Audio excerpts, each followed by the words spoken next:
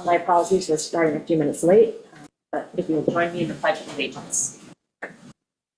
I pledge allegiance to the flag of the United States of America and to the republic for which it stands, one nation, under God, indivisible, with liberty and justice for all.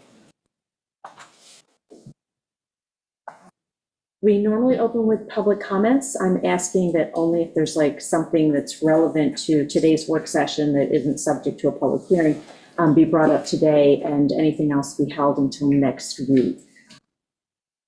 We've got a full agenda, and also I need to leave early for something today, so I'm trying to expedite what can be expedited today. So.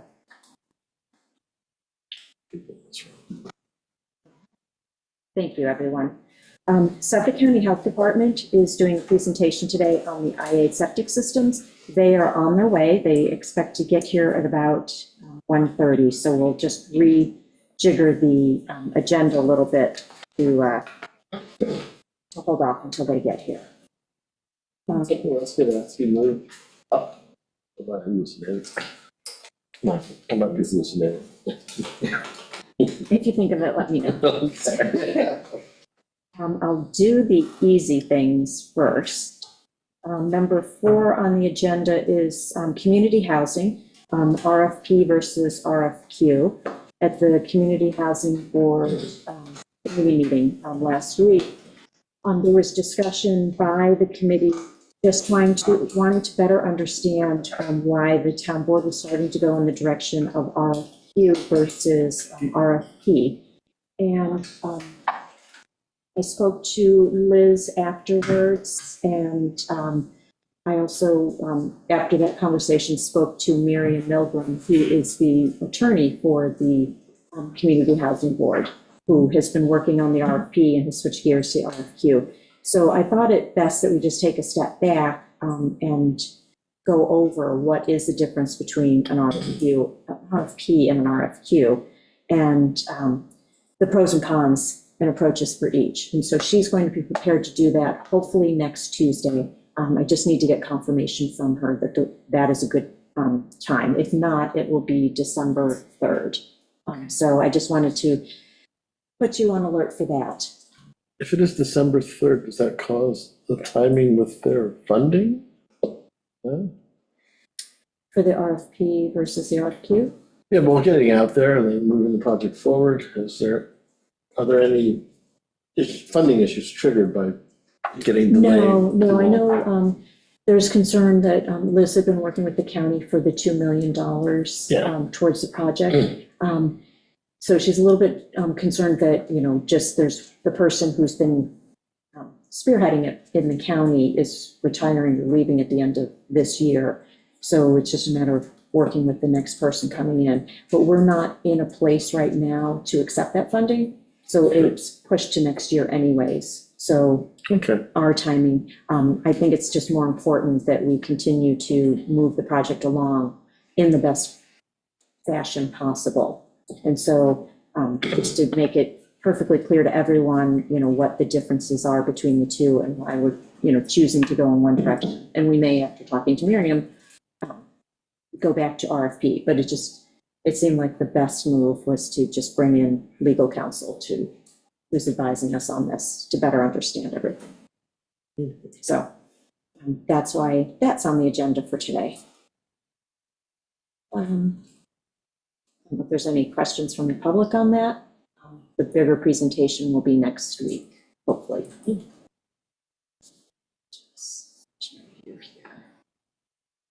See everybody, make sure I don't miss any hands. Okay. We skip to item number 5, the Suffolk County Planning Commission, the IMA. We did have Suffolk County Planning Commission people come in a few weeks ago, and we never concluded on whether or not we were going to enter an IMA with the county.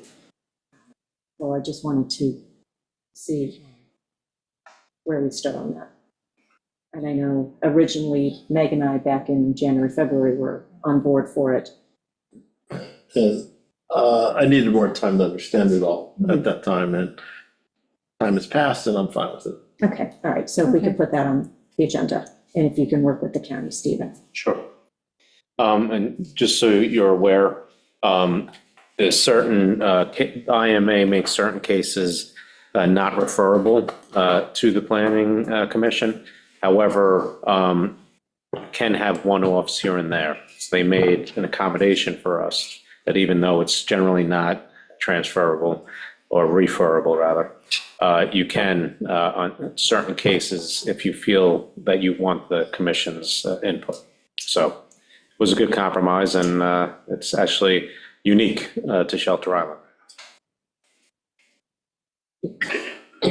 Any public comments on that topic? Anyone on Zoom?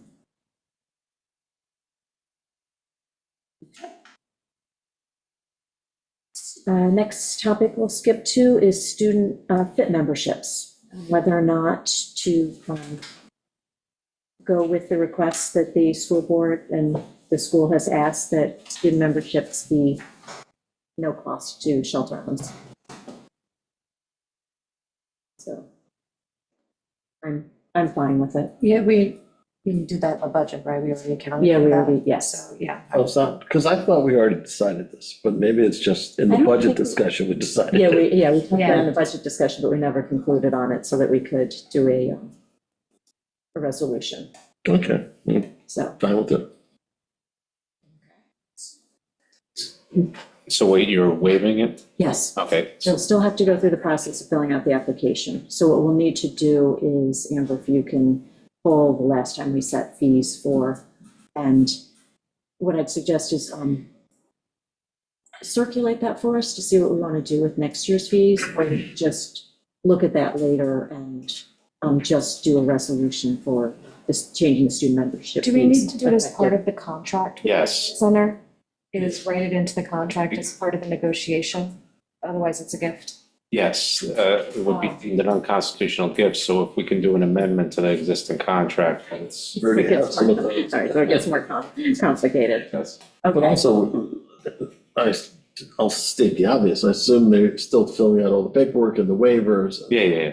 Yeah, okay. No, absolutely. okay, then why don't we okay, if you can get started on that. We won't. When is the renewal for the contract? Is it soon? January 1st. I think it's coming up. It's Yeah, January Okay. 1st, yeah. Yeah, All right, so we just This add a provision, so we don't have to do an amendment, we could just add a provision. Right, yes. Have they sent over, did we write the contract for them, or did they write the I contract? believe we did. I have it in my office. Okay, so just, I'll make sure it's included. Too. So then maybe we can we'll, next meeting or meeting following, look at the fees and we'll set them, make it all effective January 1st then. usually the organizational meeting, they put it in there. Mhm. We're gonna do it sooner. We can do it at the year. We can do it at the organization meeting, but we might as well look at the fees then, since we're so close to I know it. someone was questioning senior discounts too, since we're doing this for children, why don't we, about senior discounts as well? Well, again, in this particular case, we're getting a benefit, and there's a quid pro quo through the contract with the school, with the students, because it's their building versus the seniors, but a discount, Discount. yeah, you could do a discount. And once again, stating the obvious, we already made an accommodation in the budget for this For the student. waiver revenue. Yes, for the students, Yeah. yes. Yes.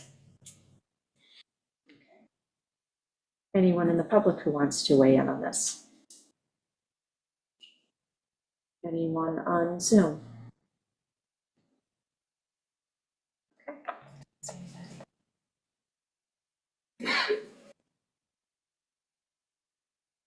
Community development block grants. We need to get that application in by December 1st. We had a public hearing to see if the public had anything that they wanted to add to that. We had been discussing, notes here someplace, which got all shuffled. Hill I ramp, was going to say, yeah, there was. housing, Yes, the housing survey. The housing survey was 20,000. The Goat Hill ramp was 30,000. That would be to make it ADA Well, accessible. the ADA, well, And then 5,000 for CAST, which is what we've also done this year. we'd originally, when we started talking to the county about this, we originally put in for 65,000. So Barbara and I were discussing that we had room for 10,000 more. And one of the things that came from the county is, if we have a deer management program and we have deer meat available, that we could do something with that where they would pay for, we right now pay a butchering fee. Actually, there's 10,000. For the Just butcher? remember, yes, yes. That's only for deer, not for It would be, residents. Correct. well, it would be for butchering the deer meat, yes. I am slow, I'm like. Bad joke. Yeah, I've got a blood sugar problem today. So 10,000 could go towards butchering, and what we would do is she's tentatively talked to Cast. She and I are meeting with Bo on Thursday to talk about the logistics of it. And if we need to have a separate freezer down at the recycling center to set aside $10,000 over the course of the season for deer meat, that would then, every time that Cast comes to the island, which is twice a month, they would go and pick up some of the deer meat and bring it down there so that we don't have a lot of protein that gets into the Cast program. So it would be Okay. a good thing. A Also, freezer, it's a good thing to have, and it's like $500 for a freezer. right, yeah, yes. And there is room. I went down to the recycling center this week and just looked at like space. And I think there are, times where that freezer that's getting used currently fills up, but it's also open to the public, whoever wants to go down there. So we'd want to have a freezer that we could lock for Cast, because if the county's paying for that funding, then we need to segregate the food. Can it be in the same place where they store and butcher? Or, I don't know where they. That's done up behind the Heights firehouse on Cobbitts. Okay. But it's it's a Yeah. different unit. I think it's better if it stays down. just all goes to the one location and then, but we're gonna work out those logistics with Okay, Bo on that's fine. Thursday. Because we did think about that, Yeah. but I didn't want to walk into that freezer.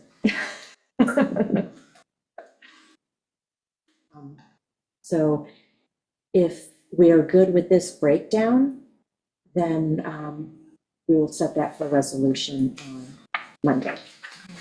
I had in my notes that the housing board was 30. Then maybe it's, So maybe it's I had my ADA. numbers wrong. no, not necessarily. I reshuffled everything that I had.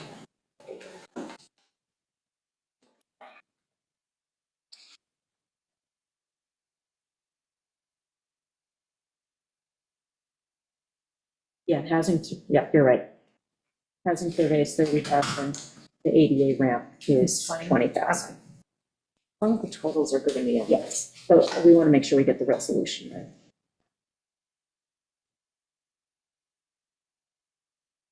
So did you get that, Amber, or else I'll work with you. 30 for housing, 5 for Cast, 10 for butchering, and 20 for ADA. Yes.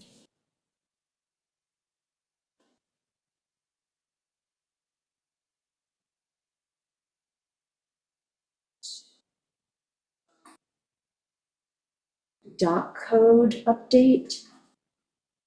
That's just, we have received the latest draft. Stephen circulated that to us. I don't know if you want to speak to the changes that were made. It just reflects the changes that you discussed at the last work session. So it's just, we had to make those changes so we can now set it for a public hearing. So this is posted on the website, right? But it's all the green highlighted section. Christine, this is on the website? Okay. Yeah, so real quick, the applicability section, we put that back in, and that's basically if an applicant received DEC approval before the first moratorium was enacted, they're exempt. And that date is February 13th, 2024. made some changes to the definitions, incorporated domiciliary into residence, so got rid of that. Put back recreational purposes into the private dock. As far as riparian rights, you decided we're going back between entitlement and right, and board felt that right is stronger, and it's in the name of the definition, riparian right. So, let's see.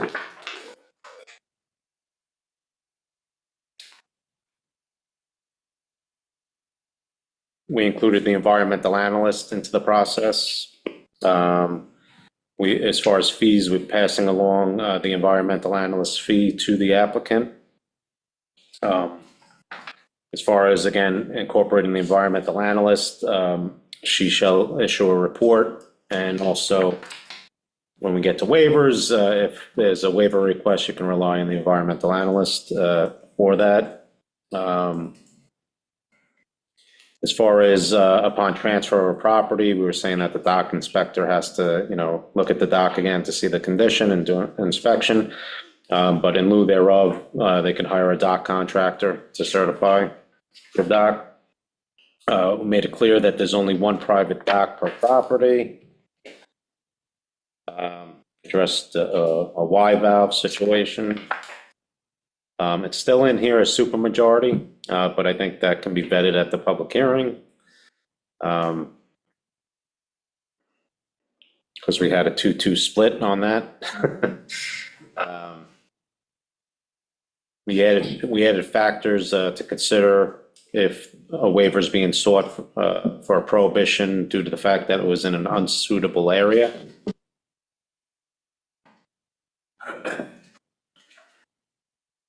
And we added personal service in the enforcement section, so certified mail and/or personal service.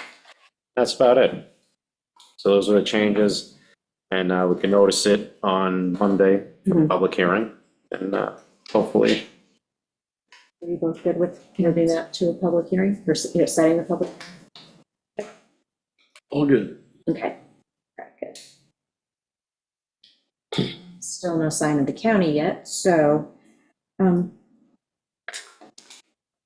site plan review fees.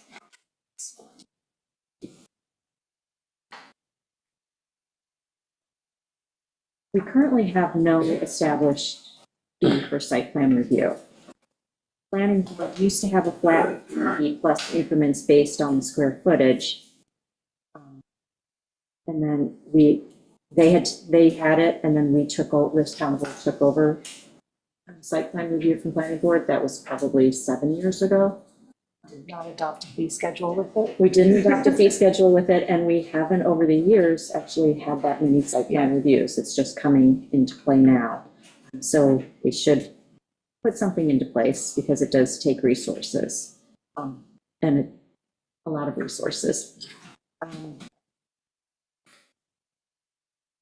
Looking at the other East End towns, site plan review is typically done by the planning board in other towns. And we're going to be looking at the whole site plan review legislation and get that. We had something in place, we changed it. Now that we've dealt with a few applications, we have some experience with how to deal with that going forward. But in the interim, we could decide to move it back to planning board like other towns do. But in the interim, we should adopt some sort of fee. So Southampton, their fee is $1,200 plus $1,200 per square foot if it's administrative review or sliding scale if full review. Southold is $500 plus $500 for each acre plus a sliding scale per square foot. East Hampton, $500 plus a sliding scale of $150 for each 500 square foot.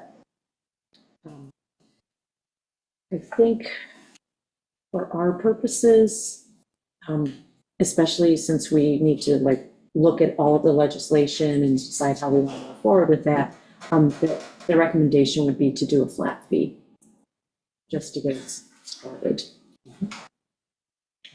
Yeah, I mean, that makes sense. And then we can look into other options. Yes, yes. And we also need to have a bigger discussion about passing through professional fees. Mhm. So when we get to the more robust discussion, we can pick this back up again. But I think just in the interim, that we establish something. Yes, So, I would agree. Okay, yeah. And you want a higher flat fee because unlike these other East End towns that have planning departments, we have to, send our review out to maybe PW Grosser or the environmental analyst, and it gets very costly. So I think the recommendation is a 1,500 flat fee right now, just going forward until we have that larger, broader discussion.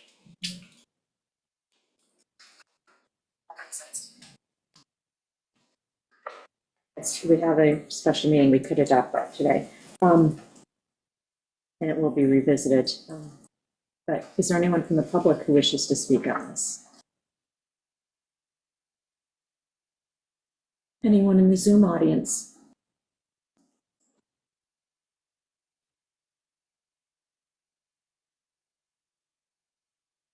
We do, wasn't in the agenda, but we do have a resolution that we can read.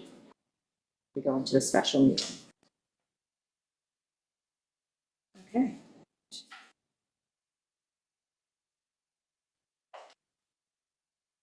Still no sign of the county. I don't know if I want to go into, Oh, like, Julia's here. oh, she is. Oh, okay. Oh, perfect. Your timing is perfect. Excellent time. Would you like me to go? It's Julia Priolo. Yes. Planning Department of Health. You're on. We'll give you a minute to get settled. We have some, Throw off the table too, or- you want me to leave them up here or in back? Okay, board member That's report. good, because then Yes. people leave early, because our meetings get nice and long, and Mhm. they can take on their way. Okay. Where do you want me to go, on the podium? Actually, would you Or like the to, would you table? like to sit at the table? Either that works. I just don't know where I'll be looking. I guess. So, yeah, the presentation will be up on one of these two monitors, so if Okay. it's more Yeah, maybe- comfortable to be at the podium, or Yes. if you can see, we can angle that one. Well, I don't know. Talking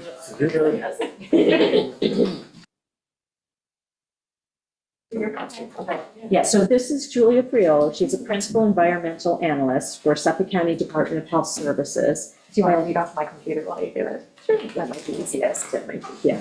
And we asked her to come in just to give us an update about IA technologies, performance, county standards. We have a couple of questions about legislation.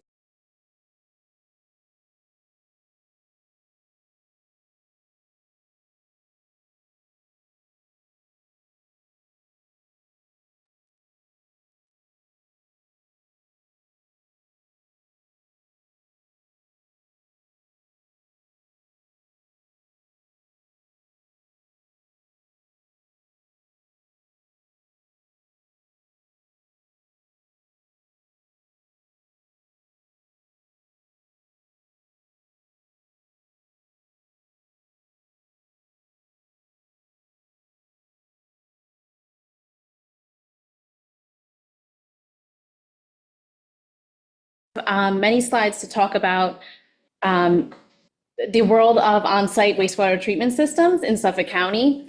And I hope that the information I provide to you today will be useful, whether it's a reminder or something new.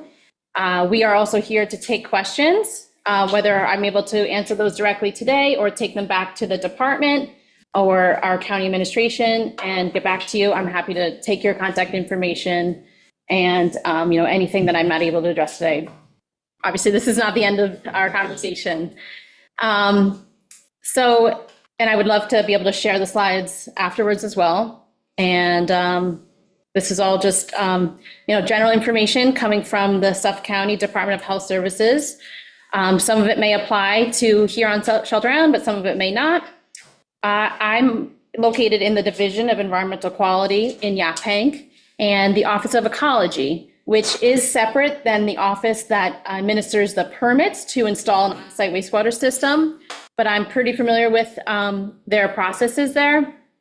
But in my Office of Ecology is where we're actually the ones that are considering different technologies for use in Suffolk County, managing all of the sampling and monitoring of those systems and their approval. And then we also are the ones that are administrating the funding towards helping homeowners replace their existing system.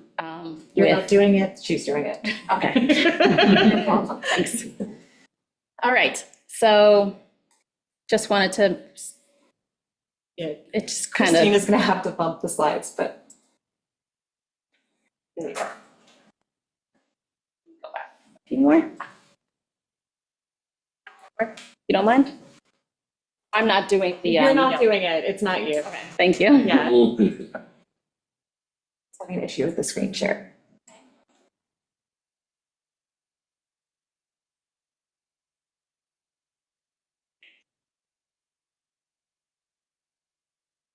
And again, we do have handouts in the back about IA systems and our grant program. So, It's not showing up on Zoom, it's only showing up on the monitor here.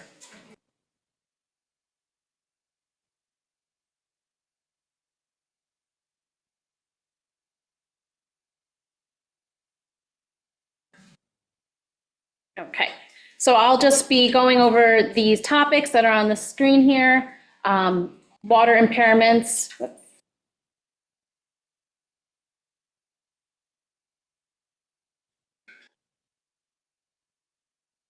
You have to stay in this mode, because otherwise. Okay. Is that okay for everybody? I will be discussing the Suffolk County Subwatersheds wastewater plan, our sanitary code regulations countywide, a lot about on-site wastewater treatment systems here in Suffolk County, and our septic improvement program, the grant funding for these systems. So here in Suffolk County, we all live atop the vulnerable sole source aquifer, where whether that's you're getting public or private drinking water, we know here on Shelter Island, you are much closer to this idea of a sole source aquifer, and what you do on the land impacts your water source. So, I don't need to educate you on that. And I know there's been a lot of discussion about that. But from the county view, this is important no matter where you are in Suffolk County. We have about 1.5 million people living in Suffolk County, and the majority of those people and businesses are unsewered. So that 74% of the parcels in Suffolk County are unsewered, and that is what this map is showing here. Everywhere that's like a dark color, that's a parcel that's not connected to a treatment system. And so the majority is that color. There are large areas, like for example, on the southwest corner of Suffolk County that is not shaded. That's because there is a large sewer conveyance system over there called Southwest Sewer District. And, the plan was to have that continue on throughout the rest of the county, and that did not happen at that time. But there are pockets of other areas where wastewater is conveyed into a sewage treatment plant. But that is not common. There are also many areas that are not shaded in here because they're preserved land that does not have development on them. And that was the goal for a while in Suffolk County, to just preserve land in order to protect our drinking water. But that is no longer enough. So on top of our sole source aquifer, 74% of these parcels are unsewered, which is equivalent to about 380,000 on-site disposal systems that do not have any treatment attached to that disposal system. And of those, we have about 250,000 that predate a 1973 requirement to have a septic tank before your leaching structure. And all of this has resulted in water quality impairments, specifically around our surface waters, that if you think about, we're on an island, especially here in Shelter Island, we have our bays, our harbors, the Long Island Sound, Peconic Estuary, and the South Shore Estuary, all deemed impaired by regulatory agencies, and seeing results of water quality impairments. Every year, the Stony Brook University School of Marine and Atmospheric Sciences publishes this map in conjunction with the Nature Conservancy. This is this year's map. And I do like to show this whenever I go to a presentation, whether that's for students or whether that's for civic associations. or anywhere, just because, this is the science, the most current science of what's going on throughout Long Island, and it's not one specific area. We are seeing major impairments in the form of harmful algal blooms and no oxygen in the water. And most of these can be brought back to too much nitrogen in our groundwater and surface waters.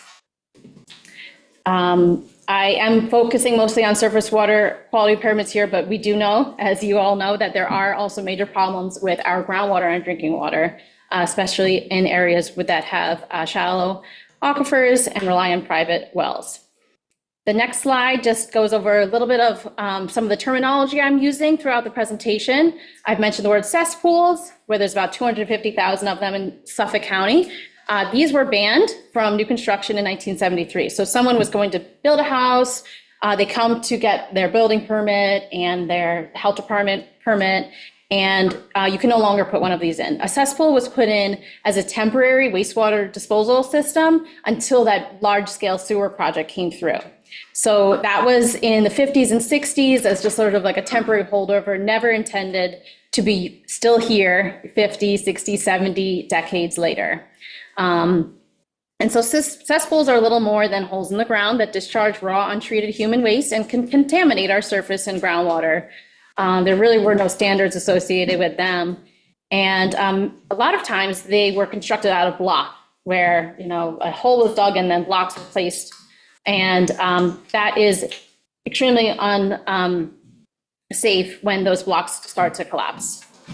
But however, since July 1st of 2019, there was a new regulation in place that a homeowner can no longer replace their existing cesspool with another cesspool. You at least have to come up to the conventional septic tank standard, which I'll talk about next. But all throughout this time, from 1973, as long as you weren't doing a big construction project on your home, you could continue just replacing your cesspool, adding another ring, things like that. And that kind of was a way of skirting the regulation that people knew back in 1973, this isn't okay to do anymore. So we were able to close that loop in 2019 and start requiring the septic tank no matter what happens. When this sanitary system, this old cesspool, is being replaced for any reason, you at least have to have a septic tank. We have about 110,000 of these conventional septic tanks in Suffolk County. It consists of a pre-fabricated septic tank and a leaching structure. This was the new requirement since 1973. And so people are still putting in septic tanks right now because as long as you're not doing a large-scale construction project on your home, you can still put a septic tank in countywide, except for some areas that might have more strict regulations. What I'm focusing on today are the innovative alternative on-site wastewater treatment systems. I have it there as IAOWTS, but some people call them clean water septics. We'll be discussing what they are in a little bit. We have over 5,000 of these systems installed here in Suffolk County. They are advanced wastewater treatment systems that reduce BOD, TSS, and remove up to 70% of total nitrogen prior to discharging into our ground and eventually our groundwater. They have been allowed on a voluntary basis in Suffolk County since 2016, so hasn't been too long, but here we are 8 years later and still seeing more and more of these systems being installed to replace existing systems and for new development. Because there is a mandate for the use of these IE systems throughout Suffolk County for new construction projects, whether that is for a residence or for a commercial project, and major renovation projects. That's been in place since July 1st, 2021. And I do have more details on that regulation. And then on the side here, I did just want to mention on the previous slide what sewering is. Large-scale conveyance systems to a centralized wastewater treatment facility is generally what I'm saying, what I mean, but when I say like it's an unsewered property, it's essentially, your waste is going somewhere else and it's being treated there in a process tank. And so next, I just want to talk about where Suffolk County has been the past several years, doing research on, we have problems here, how can we fix them? And that is what I call the Subwatersheds Wastewater Plan. Its objective was to provide a parcel-specific roadmap to describe how, when, and where to upgrade those 380,000 parcels that have an on-site sewage disposal system with some sort of nitrogen-reducing wastewater treatment in order to restore and protect our water resources. So 191 sub-watersheds were evaluated. That means different water bodies throughout Suffolk County. So this was, I'll be showing you different maps of these water bodies and what areas contribute to those water bodies. This was developed in partnership with the Long Island Nitrogen Action Plan, a much larger program than just here in the health department, and collaboration with many partners and stakeholders. The plan seeks to arrest and reverse the existing trend of degrading water quality over a 10-year period, and then continues on for decades after that to protect that water resource. Because 380,000 parcels is a lot of parcels, we do need to prioritize and focus our efforts on certain areas first for funding reasons and for just effort reasons. In March of 2020, the Suffolk County Legislature unanimously adopted the SEQRA finding statement associated with the Subwatersheds Wastewater Plan. And this month, the Water Quality Restoration Fund was approved, November 2024, which sets in place funding to begin implementing some recommendations of the Subwatersheds Wastewater Plan. Next slide is our first map of where I was able to focus in on Shelter Island here. And this, what we're looking at is the groundwater contributing area to different watersheds throughout Shelter Island. And the area in red is areas that have the groundwater moves at a rate of, it takes 0 to 2 years to get to that water body that it's adjacent to. And similarly, in orange, it's 2 to 10 years that groundwater is moving underneath there. And then yellow, 10 to 25 years, and green, 25 to 50. So first off, there's a lot of red area. That to me says if you, the things that happen on the land in that area that's in red quickly impact the surface water body that's adjacent to. And so that is good. That's bad because, you know, it has impacts to your surface water, but it can also be good as if you're making improvements, those impacts, those lessened impacts will be showing the result in that water body sooner. You don't have to wait 50 years to see the impact of your changes that you do now.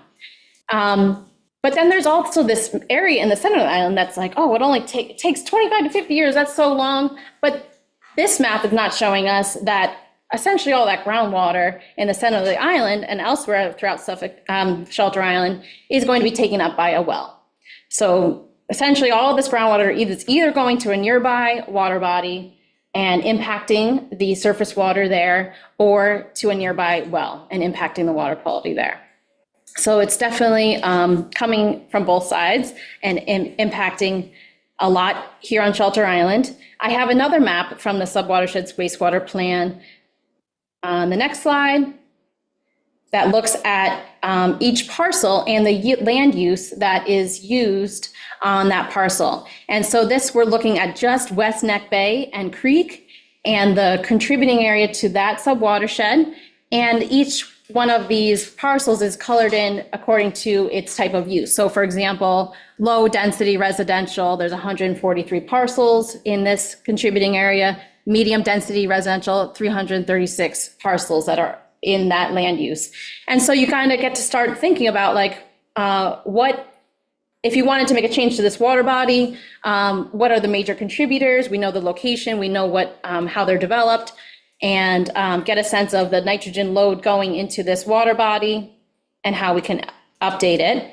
And then the next slide is sort of bringing all of this data together on that same West Neck Bay and Creek, where we're looking at the contributing area. We're looking at the data that we collect from that water body, where we go out and take samples monthly of that water quality and, you know, see what's in real time happening there, and try to get an understanding of like, what are the impacts? Right now, this is a ecological sensitivity rank 1, which means it is the most highest priority because it has poor water quality compared throughout all of Suffolk County. They were all broken up into either 1, 2, 3, or 4 priority areas. And where is the nitrogen coming from? There's a pie chart on the bottom, which is a little hard for you all to see, but I'll just let you know the area in blue, which is about 55%, says the nitrogen that's entering this water body, 55% of it is coming from on-site wastewater treatment systems. The green area is fertilizer, is the second highest contributor in this area, and that's about 27%. So when you start thinking about, I know I have too much nitrogen going into this water body, and it's impacting the water quality here, what can I do to fix that? And now you know where it's coming from. Fertilizer is one major contributor, but here the major contributor is on-site wastewater systems.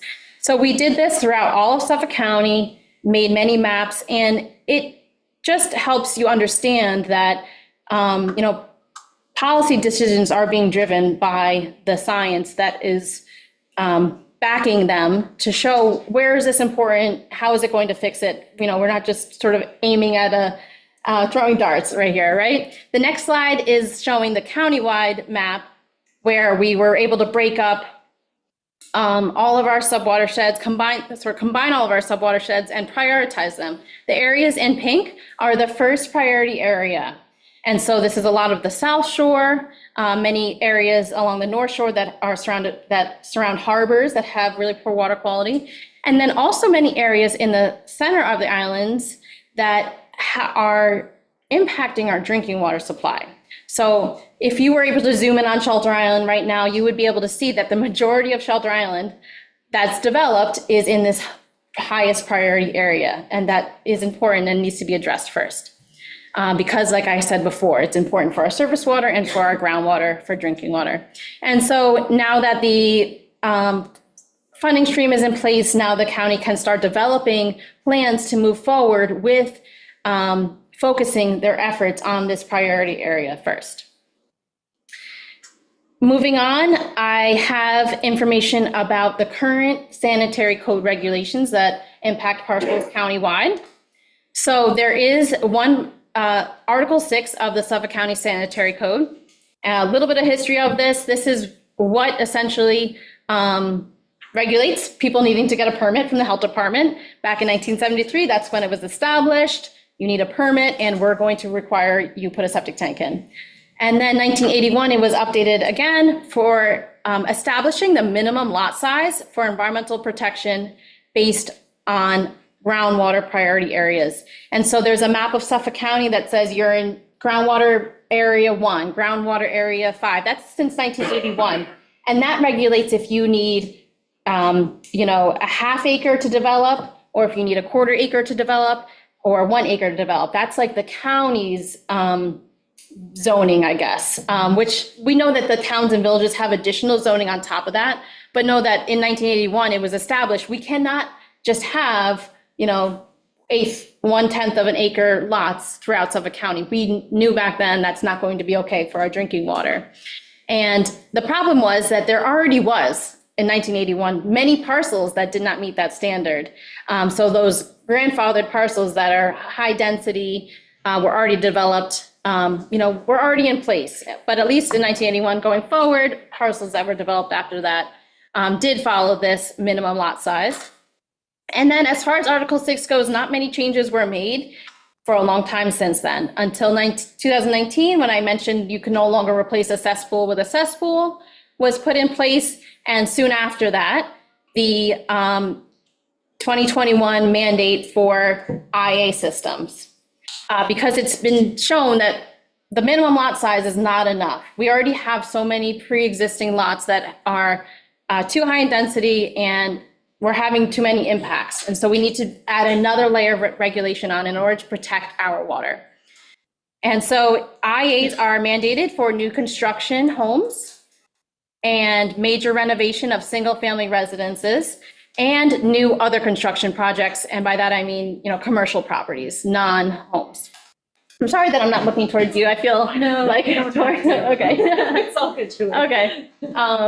So just a note, a residential application is required to be submitted to the health department under these scenarios. If you're constructing a new residential dwelling, if you are replacing your existing residential dwelling, and this is mostly have to do with residential properties because I think that's what the focus is here.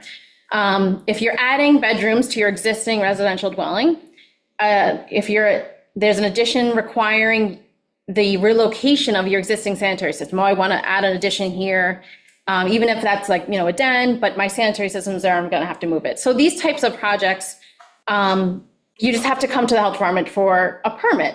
And that doesn't mean that's when you need an IA system, but this is getting to that point.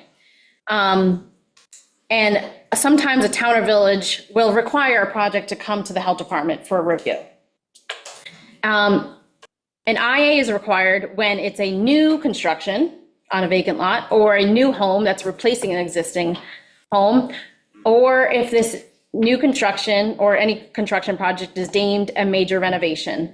And so there is an equation related to that, and it does have to do with, the value of the home. And so it is not a straight answer for everyone because it is a case-by-case basis.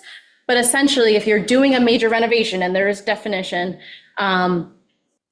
you will need to upgrade your sanitary system to an IA system. However, there may be cases that you have to come to the health department and you need to upgrade your sanitary system because you have a cesspool, but a septic tank may still be permitted. And it has to do with the size of the home, how many bedrooms, and, if it's not deemed a major renovation. But consider that, like, still need to dig up your sanitary system and put it in a septic tank. And so that is a voluntary upgrade to an IA in that instance. And that is definitely encouraged by the health department and probably other jurisdictions as well. So I do have a guidance memo that the health department added to this, I think it was this year or 2 years ago, a little bit more describing how many bedrooms and things like that. And so I have a printout of that, and we could share the link. It's on the county health department website. It's guidance memorandum 8, and that may help you understand. But it really is a case-by-case basis when you really start to think about, like, how many bedrooms I have, and also our standards. We'll be able to share that with you as well on exactly how the county's law is written right now. The town has an additional regulation saying if the county says you have a cesspool, you have to upgrade to at least a septic tank and leaching pool, then the town says it has to be an IA. Triggers. Okay. So we have that step already in place. Good to know. So, I did not know that. Thank you. Okay. We also have Article 19 of our Suffolk County Sanitary Code, which is much newer. This is started in 2017 and establishes the framework for us as the department to be the responsible management entity for these IA systems, to evaluate, approve, register, oversee, facilitate. And, that never was in our sanitary code before because IAs were never utilized in Suffolk County prior to them. And so some of the information I'm going to be talking about today also comes from this Article 19. And so know that both of these documents are available on the website and have our standards written into them and what we must follow when we're relating to a permit or to approving it to IA technology. And Article 19 does have a standard total nitrogen effluent for IA systems of 19 milligrams per liter for that technology to be approved here. And just one more standards regulation slide after this before I get into a little bit more detail of IA systems. Just know that we also have in the county a regulation in regard to who can install these sanitary systems that are both septic tanks or IA systems. And that is our liquid waste license requirements, which is regulated by the Department of Labor, License and Consumer Affairs. And so there's a liquid waste license requirement, and then there's also specialized endorsement and training that are geared towards IA installers and IA service providers and continuing education credits. So when I think about county's regulations over IA systems, those are like the 3 buckets that I generally think about. And so now to move into IA systems specifically and how they are approved and in use here. Sometimes I say IA systems, which easily gets confused with AI systems, so it's a little hard, but sometimes I like to say just on-site wastewater treatment systems. And that's essentially what we're talking about here. A wastewater treatment that's on your property, and it's not one of those sewering systems where your wastewater is getting treated elsewhere. So Article 19 has very stringent approval process in order for an IA technology to be approved for use here in Suffolk County. And we have this tiered approval approach where it's experimental, pilot, provisional, general use. And it has to do with essentially getting a few systems here in Suffolk County, testing them over a certain amount of time, making sure that data set is meeting our standards, and then moving on to the next. And we base this off of other jurisdictions that have similar issues as us. They live near the water, they have a sole source drinking water, they were not developed with the infrastructure to treat your wastewater, and we need to fix that. But we can't just sort of invite anyone to come in and sell their product and say this is going to fix our product. So we do have this approval process in place where not only do these companies get third-party testing at, on a national level, then they come in here and we specifically test them here in our climatic conditions and make sure they're actually working for us here. And so the next slide shows some of the different names of the technologies that have been approved for use. The top row is the technologies that currently have general use approval, which is that highest tier approval. And the names, I don't know if they're becoming more like household names. I feel like they are for me. I hear them on the radio sometimes. HydroAction, Fuji Clean, Septi Techstar, Arenco Advantex. These are all just patented technologies that have been under development and have been proven to meet our nitrogen reduction goals, and so they can sell their product here. And so when you think about all these different names, it's like there's a company out there that's been doing R&D and been developing this product in order to reduce wastewater. They've been doing a lot of the thinking for us, right? And then they all kind of do the same thing, and I'll explain that in a little bit. We also have 3 technologies right now that have provisional use approval: the Norweco Hydrokinetic lined nitrogen reducing biofilter and the Norweco Singular. That lined nitrogen reducing biofilter is not a patented technology. That is something that is being developed by Stony Brook University, Center for Clean Water Technology, and their goal is to have contractors be able to buy these parts and components and build it themselves instead of having to go to a manufacturer distributor and buy that tank, that technology. But again, they all essentially do the same processes. The next slide does have other technologies that are approved for pilot use. So those are like up and coming technologies that are under review and not yet into our provisional and general use, but they can be installed here. And the major difference between the previous slide and these ones is that the grant funding is only available for general use and provisional use approval. So we have more technologies here. This is all available on our website as well. And the next slide is also technologies that are under experimental use. For example, constructed wetlands or vegetative recirculating gravel filters. This is more of like a traditional wastewater treatment system. And then we also have the AET TEX nuclear solution, which is very different than the rest. I know I keep saying they all kind of do the same thing, but this one doesn't. And it's the only one that uses actually like a chemical-based treatment system and uses zeolite to absorb ammonium. Instead of converting and doing the nitrogen cycle, which the rest of them do in a biological way, this is a chemical where they're essentially just taking the nitrogen off these molecules and absorbing it in media. So a lot more science behind that if you're interested. Data on all this information.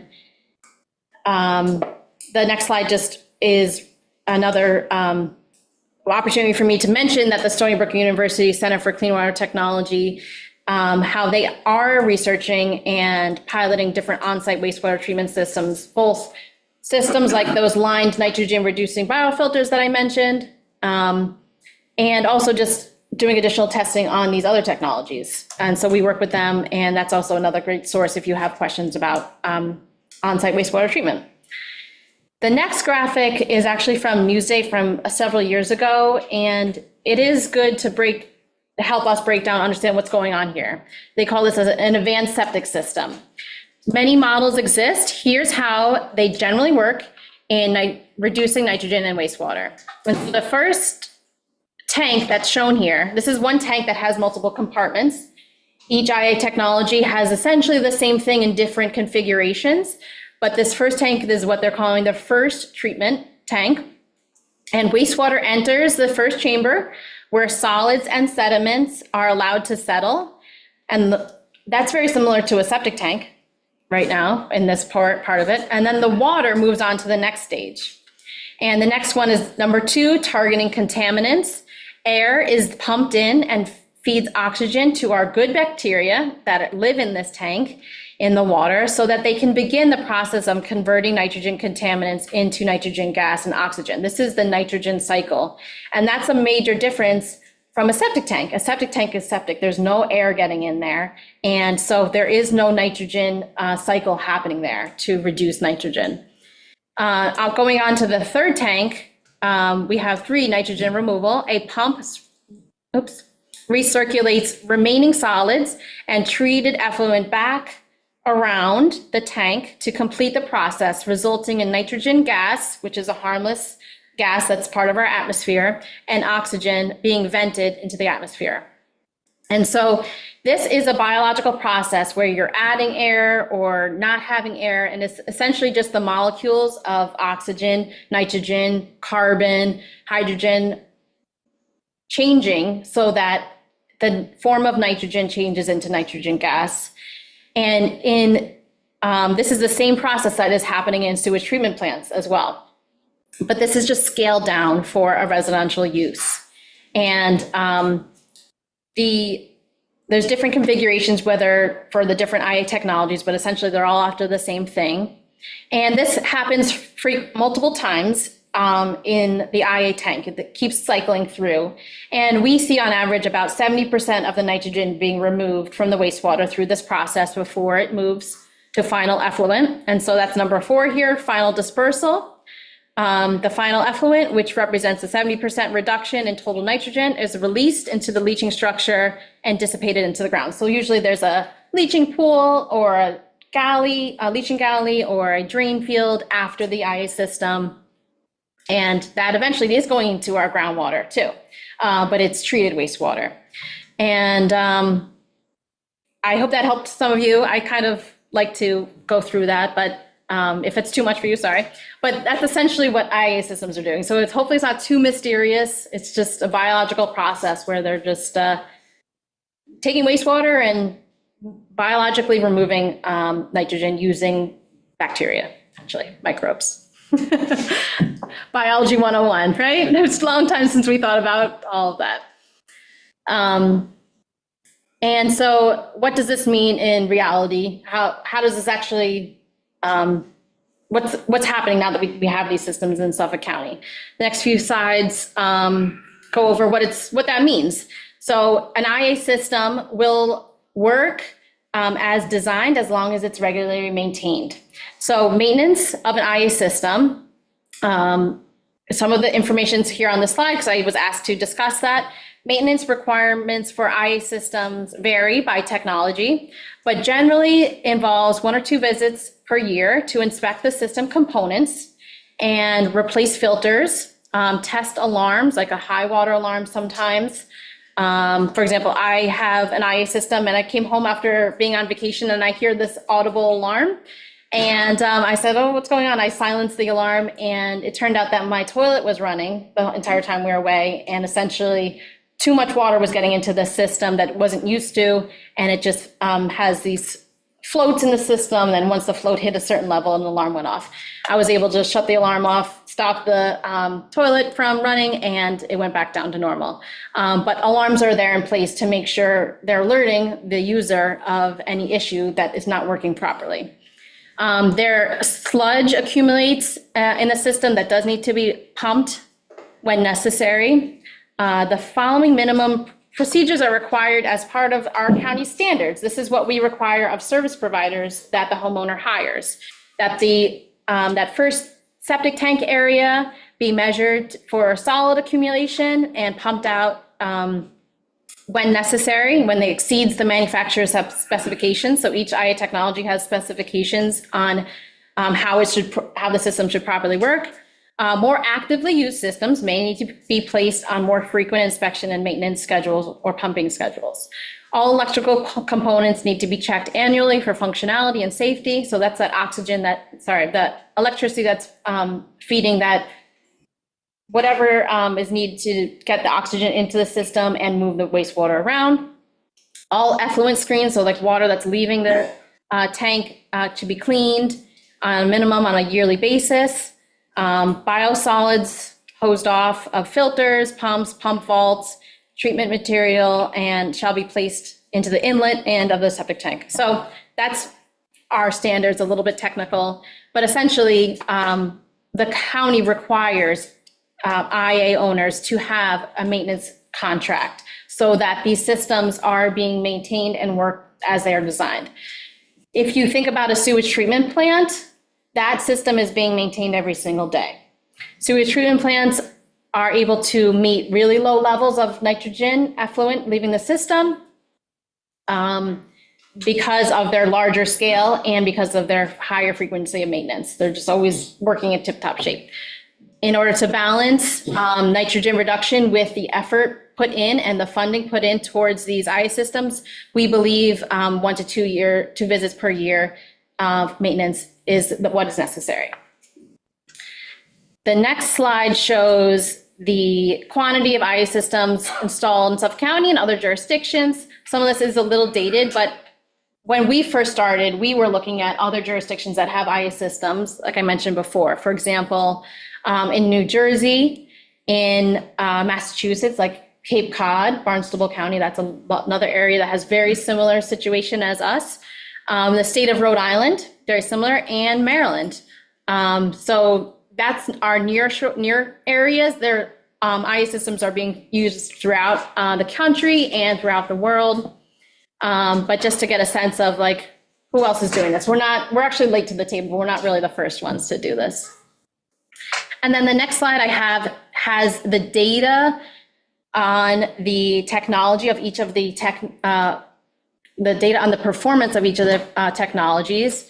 And this is based on the approval phase that the technology is in. So in the areas that are shown in green, those are technologies that were in general use, provisional use in blue, lighter green pilot. So just know that the frequency of sampling and the amount of systems in each of these different color shaded areas is different. So it's really not a one-to-one comparison because it's not the same way of evaluating them. But the main information I want you to understand about this chart that has a lot of data on it is that here in Suffolk County, we have a standard of 19 milligrams per liter for that technology to be used here in Suffolk County, the average of that systems of that technology. And the systems that are approved for use here are meeting that strict standard. And 19 milligrams per liter represents about a 70% reduction of what is leaving a septic tank or a cesspool. We have here 65 milligrams per liter nitrogen in a cesspool or septic, but that's actually really outdated. That's from a few decades ago. And the reason why it's outdated is because the water fixtures that we use now, our toilets, our faucets, our dishwashers, everything is low flow. And so the concentration of water going into your wastewater is much less. And so the concentration of nitrogen is much higher because that is still standard. The nitrogen's coming from us humans, may vary a little bit based on what you eat, but essentially we have been seeing here through Stony Brook's research that what's leaving the house is more like 100, 150, even higher milligrams per liter of nitrogen. And so we're testing these IA systems throughout Suffolk County under those conditions. So it's most likely even more of a nitrogen reduction. And so there is variability amongst each home that we go to, depending on the use. And when we take all that information, we are seeing that these technologies are meeting our need of reducing the nitrogen to below 19 milligrams per liter. And I just want to mention that just because these systems are reducing nitrogen doesn't mean that you can build more on the same property, which is true for many sewage treatment plants. So if you think of Riverhead or Patchogue or areas, Greenport, Sag Harbor, areas that do have sewage treatment plants, they have a higher density because they were treating their wastewater to below 10 milligrams per liter, and that installation of that system mean they could increase density. And IA systems do not have that availability. They still have to meet zoning and density requirements. Okay, the next slide is just a breakdown of what we were seeing of which technologies are installed. I don't know if you could read the screen at all, but essentially the area in blue is the FujiClean technology. There are many homeowners and business owners that have decided to use that system. The areas in orange is HydroAction. These are some of the earlier on technologies that came to Suffolk County, and the next largest green and then blue is Septitech Star, Norweco Singular. So we have been seeing more of certain technologies, but as you saw on the previous slide, they all pretty much are doing the same as far as removing nitrogen. There really is no like best one out there. Sorry to say, spoiler alert, I don't have a favorite or the best one out there. They're all meeting our requirements. And then the next slide talks about how many are installed here in Suffolk County, because we get asked that a lot. And so I did break this up by town. This is information that I was sharing with Conic Estuary Partnership and other organizations that are really looking to see, like, where are these systems being installed and where do we need to do more work? And so the first chart in yellow is based on town but grant funded IA systems, because they're part of our grant program, and we keep track of that. And so that's one way of looking at it. So here in Shelter Island, we have 118 grant funded IA systems installed, but a total of 2,243 throughout the county. And but on a countywide, when we're looking at all systems, whether that's residential or commercial or grant funded or not grant funded, this is just our total. On Shelter Island, we have 250 IA systems installed, over 5,000 total in the county.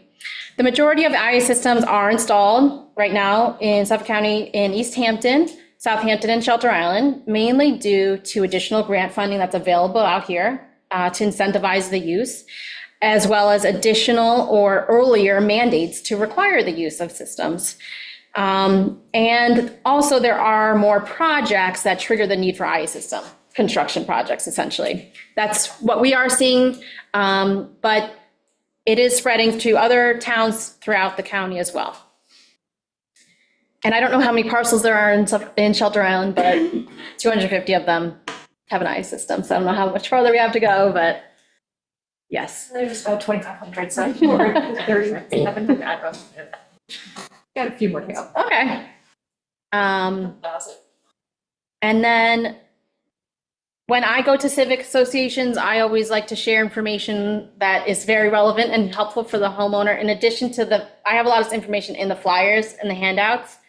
But what we've been seeing with our grant program is the average cost of the installation of a nitrogen removing IA system and the leaching structure and removal of the existing system is about $34,000 on the east end and about $28,000 on the west end. That's the data that we have right now. The cost does vary significantly based on the site conditions. And that's what is on one of the flyers as well. The cost of engineering and the design service is separate from that amount, and the restoration of the property, if you are doing revegetation or have to redo your driveway, that's separate on top of that. And also what's not included here is anything that involves like the well. This is really just like you're removing your existing system and putting an IA system. Costs will vary on a case-by-case basis based on site conditions, including the soil type that's there, how accessible or inaccessible it is to get the machinery in, the depth to groundwater. But no matter what, this is going to be a very extensive project on a property, digging up a sanitary system that is completely underground and putting in a new one. These new systems do have coverage to grade that you will see. That's the major difference, I'd say, for homeowners. I know where my sanitary system is, where before I had no idea.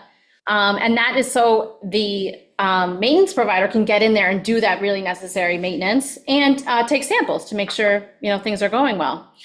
There are also control panels associated with that wire it, so an outdoor control panel. There's that annual operation and maintenance I just mentioned. The current average cost for an O&M contract, usually we see these come in at 3-year intervals, is about $1,500, so about $500 a year. It does range, and depending on your service provider, your system, how large of a system it is, what type of leaching components there are that may or may not need maintenance. There's electrical costs, repair and replacement costs, if anything does break, which doesn't happen too frequently, but it does happen, and pumping costs on top of that. So this is not free. It is costly. If it wasn't, it probably would have happened already, right? We do need to treat our wastewater, and that does involve funding, which is why, in part, the county does have a funding stream. I just wanted to show a few pictures. We really don't need to go through them, but whenever I go to a meeting, I like to show lots of dirt being dug up. That's what's going to happen when a system is installed. For example, the next slide has my house. The pile of sand was taller than my house. But then afterwards, it was leveled out. I got to plant some more plants, and, it is back to normal now. Similarly, a system gets hidden in, hydrangeas and beautiful grasses, things like that. People have creative ways of hiding what they don't want to see, I guess. I kind of like showing mine off. And then, of course, those control panels are new and different. But hopefully people can get to put those over near, where there's other pipes leaving your house or any other utilities, things like that. So I'm just going to end with the grant program that we have here at the county, which is separate than the towns. And I'm not able to give you information about the town program right now, but I will talk about what the county administers for homeowners. So the county health department administers 2 grants. One is called the Suffolk County Septic Improvement Program, and that is now going to be a $15,000 base grant with additional $5,000 available for homeowners that have been documented as low to moderate income based on their tax return. And we also administer a second program of state funding. It's called the New York State Septic System Replacement Program, and that's a $10,000 grant as well. Our goal is to have each homeowner qualify for both, but that doesn't always happen. Some folks decide to go with one or the other. There's also the additional funds in the CPF towns of Southampton, East Hampton, and Shelter Island. And we also do link homeowners with a low-interest loan program, and if they need that.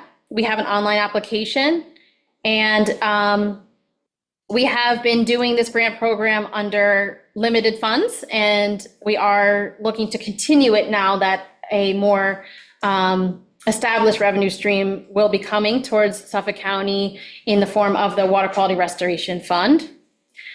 But just a little bit more about the grants on the next slide.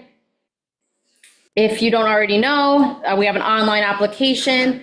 Requirement documents include a CO that shows this is a single family or 2-family or a single family with accessory apartment. This is a residential program. A tax bill will show that as well. If your existing system has a failure, we will need proof of that. And if you are applying for that additional $5,000 for low to moderate income, tax return is needed. If the property is owned in a trust or LLC or corporation, we do need additional documentation to see who can sign for this trust, right? We need to be able to get all the information we need to add to our grant agreement, which is the goal of being able to issue this grant agreement to each homeowner. The property cannot have any foreclosure or tax liens. And although the grant agreement is issued to the homeowner, the grant awardee has to select a vendor from the county's approved list so that we can pay that vendor directly. You get to assign your grant payment directly over to your vendor, and we pay them directly after the system is installed. The county SIP grant is not designed as a reimbursement program. We're looking to get that grant in place before you do your project, so that once that project is done, that contractor can submit the invoice to us and we can pay them directly. That's how this program was designed. We do now have that secondary state grant that I mentioned that is a little bit different based on the state law. And so where an applicant has already installed their system, they installed it last year, they didn't get a grant, and they can come to us as a reimbursement of that $10,000. It is not preferred, but that is always an option at this time. And, or if for some reason you wanted to use a contractor that was not on our list, you can pay that contractor and we could pay you that New York State grant. The next slide talks about the current scoring process that in regard to these grants. We prioritize grant issuance for public health and safety concerns. And in 2021, the rules were changed to expedite grant issuance for homeowners that have failing sanitary systems and to establish a larger priority area for areas that protect drinking water, not just surface water. That's how it was started, but we understand for places like Shelter Island, there are many other areas that are priority that aren't directly linked to a surface water. It's drinking water is the major concern. So that was updated. And because there were people that had a failing cesspool, you know, the county's not gonna let you put a cesspool in again, but you have a failing cesspool and we wanna encourage you to use an IA. So our rules were changed to prioritize those failures and those blocked cesspools because of our mandate that we put in place in 2019. And so this is our current scoring. I will talk about things that we will be changing in just a few slides. But the next slide just gives us a little overall of how we are doing with our program now that we are 5-7 years into it. A little over 2,000 grant-funded installations completed and paid out for projects that are completed. On average, we're seeing about like 35 IAs installed per month. This is countywide, so it may not be too applicable to put to you, but these are the types of things that we do like to share. And lastly, I just want to, on the next slide, talk about where we've been and how we are going to be making changes on the county side in regard to our grant program. So our program was established back in 2017. We have very limited funding for grants and administration, our staff members. It's all limited. It was a voluntary upgrade program. You had to meet strict eligibility criteria that we have since gone away with. We had just our county grant. You know, it was maybe $10,000 available for each homeowner. And we were just working within the confines of the existing county standard procedures for procurement and grants. Every IA system needed to get a full permit from the health department. That does take some time. Since then, the New York State program was established here in Suffolk County. We received over $60 million from New York State to use here in Suffolk County for that secondary grant. But that meant a whole nother grant program that we had to administer, a separate contract. And kind of for the homeowner, they don't, you know, it's like, okay, I'm going to get $20,000 instead of 10, but for us, that really meant double the work, unfortunately. And this program has grown. We have about $40 million of county funding put into this program due to overwhelming program demand. And as I mentioned before, that banning of the replacement of the cesspool with a new cesspool definitely increased the demand for needing to get funding out for homeowners to replace their sanitary system. The health department established a new process that we call SHIP that expedites a permit for when you're just replacing your cesspool, not doing a construction project. And that is really helping projects happen quicker. You don't have to get a full on-site plan and multiple months long review to get a permit. We had published that subwatersheds wastewater plan that outlines what we are looking to do countywide. We had a huge amount of demand during the COVID stay-at-home period, actually, when everyone was at home and utilizing those old block cesspools. We saw a spike in failures and a spike in demand for grant funding. And we actually ran out of grant funding, which did result in a backlog and a long wait list, which we have right now. And Then 2021, we had our new requirement. We are requiring you to put an IA system in. Obviously, that's going to make a big impact on the demand for the grant program. And in 2022, the IRS ruled that our grant program was no longer deemed taxable income. That was a huge impact on our program as well, because the program was never intended to be taxable, and now that has been straightened away, that it's not. And now here we are, the Water Quality Restoration Fund is approved, going through the process of planning that fund and when we are actually going to be able to start accepting that fund and utilizing that fund in the future is going to be another big change to our program. So next slide just tells you what we're trying to do on the county side with our stacks of paper and our long wait lists, which is not acceptable. We're requiring IAs. We need to be able to fund those IA systems for every project that's eligible.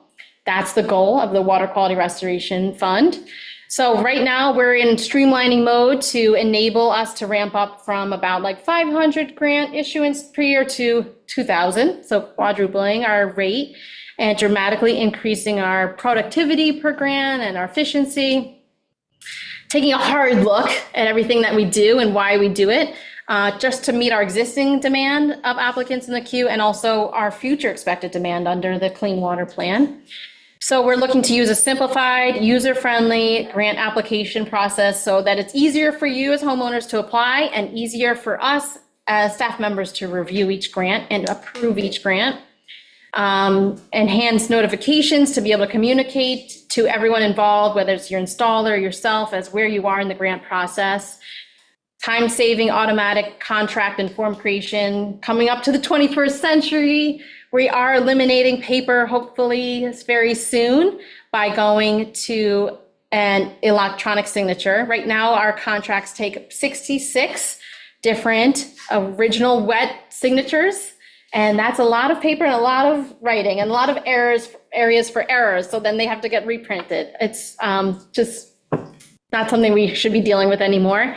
And lastly, we're combining our county and state grant into one contract so that, it's all just one grant and you just get more money for that. So our implementation timeline for the streamlining goals, we did update our SIP law and our SIP rules and regulations to accommodate this. We are adding staffing and increasing our staffing to be able to manage this demand, updating our application portal and database enhancements. All the technology behind it is needed. That's ongoing, and going to electronic signature should be very soon, hopefully before the end of the year. Is this you? End of this year. That's exciting. That is our hope. And then that's my presentation. I know that was so much information, probably more than you ever wanted to know about on-site wastewater treatment, but there's a lot to know, and that's what I think about all day long. So I'd be happy to answer questions or take that information so I can get back to you later on, but thank you. Appreciate that. That was a lot. It was. Any questions from the table before I open up to public? I have a couple. Are there, on the horizon, are there any new mandates coming from the county? Like, I think I'd mentioned in email that we're looking to expand to IAs upon transfer, real estate transfers. Just wondering if the county is looking to make a step forward. Any changes in regard to requiring IAs would need approval from the Suffolk County Legislature. And I do not see any proposals to the Suffolk County Legislature yet at this time. I think the focus was on the Clean Water Restoration, Water Quality Restoration Fund. And, but there are recommendations in the Subwatersheds Wastewater Plan in regard to failed systems and property transfer, but there are no proposals being reviewed right now by the legislature. Another question that we have is, for the town grants, we don't issue our rebate checks until we have the green stamp. It's my understanding that other towns will release their funds at an earlier stage. What documentation do you think would be the right step for us to make that change, just to expedite things for our people? Yes, so for our program, our county and state program, we also do not wait for the final green stamp plan. We issue our funding to the vendor or to the homeowner upon installation and acceptable inspection. And so the health department generates a letter to represent that. That was created for the grant program because we needed documentation. So essentially what that means, this letter of inspector certification means that the system's been installed and inspected, and for us, we've deemed that that's acceptable for payment. And that mostly has to do with the sanitary system. Now, if there are other components that have to do with the well, because I know the Your Grant program sometimes can involve funding that, that may be a little bit different. So we could think about how we can inform you on the status of the well inspection, which might be different from the sanitary system inspection. If the same, it really depends if you're paying the contractor and if that contractor is doing the same work, or if you're paying the homeowner. I understand when you pay the homeowner, you're looking at all of the invoices that they've already paid and showing that proof of payment. And maybe they get released this much money for the sanitary system installation and then can come back, their file's not closed or something like that for the other part.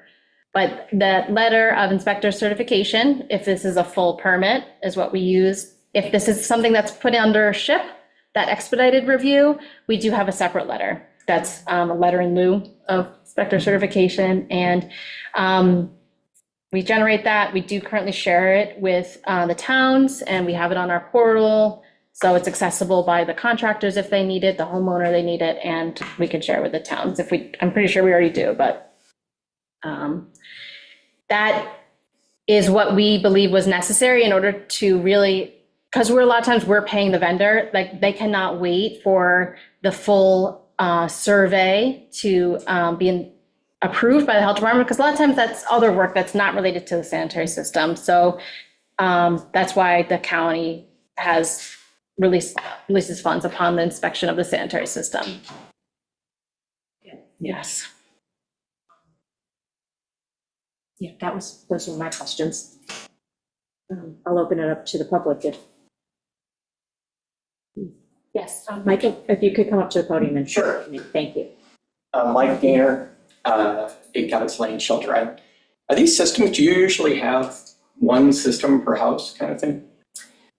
So per parcel is what we're looking at. If there's one house on that parcel, you just have that one system. If there's multiple houses on a parcel, is that where you're kind of getting at? I have 2 on my property, but I just have one house on one parcel. I have 2 systems, so it's just. Oh, so like if you have cesspool or sanitary system or IA system? IA systems, it's a brand new house. Okay. It can be designed in any of those ways, really depending on, I guess, where like the plumbing is in the house. Okay. So, I just never had heard of it before, and I was just. yeah, that's definitely possible. And We're using a pump to move wastewater, they'll put 2 separate ones, so Oh, okay. they move by gravity, so it depends on your situation with your home.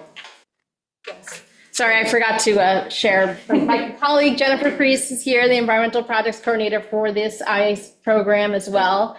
And also has a lot of experience with seeing IAs and sampling IAs, how they're installed, things like that, so. I find them fascinating.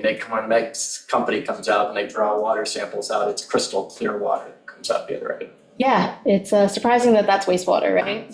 Right. Definitely. That's good, thank you. Anyone else in the physical audience? If you could come up, James, couldn't see your face. James Ackland. Did I hear you correctly that the base grant now from the county is 15,000? That's right. When we are able to move to our electronic signature, hopefully before the end of the year, they will have a new grant amount of 15,000. Will there still be funding for pressurized shallow drain fields? No. Thank you. Anyone else in the physical audience? I see Elise, you have your hand up. Yeah, wow, what a presentation. That was fantastic. And Just for the record. really, really informative. My question though is, do you have a really smaller version of the information like a quick snapshot of the septic systems that are involved, how the pricing and the procedures? Do you have anything a lot more consolidated to hand out to people? Consolidation is hard for me. No, that can be made. That's no problem. Taking parts of the presentation, we have, like one pagers here, and I can share it to the, who else attended, of like our flyers that we have here in person. There was a lot of great information. I just couldn't take no. If you could pull pieces of that out and make like a 4-pager, front and back, that would be fantastic. Front and back, okay. We will put this on the website so people can go through it. And just for the record, that was Elise Horney. Just whoever else speaks, if you could state your name for the record. Anyone else in the Zoom audience?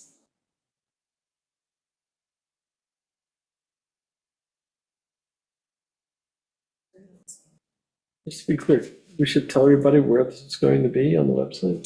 Tui has a question. Oh, Tui, come on up. Tui Bryson, is there any discussion about commercial property, particularly small commercial properties? Have a lot of on Shelter Island that Right. probably benefit. Yes, there are requirements for IAs for commercial properties similar to residential if you're doing construction.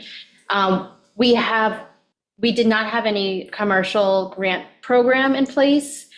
There was always a talk about, okay, if we have a funding stream under the Water Quality Restoration Act, we can consider that, but that's where we are still right now. So in the maybe stage. Maybe stage if there's enough funding, really. It's everything takes a lot of funding, and we're hoping that, we can help out the commercial properties as well, but I can't really say.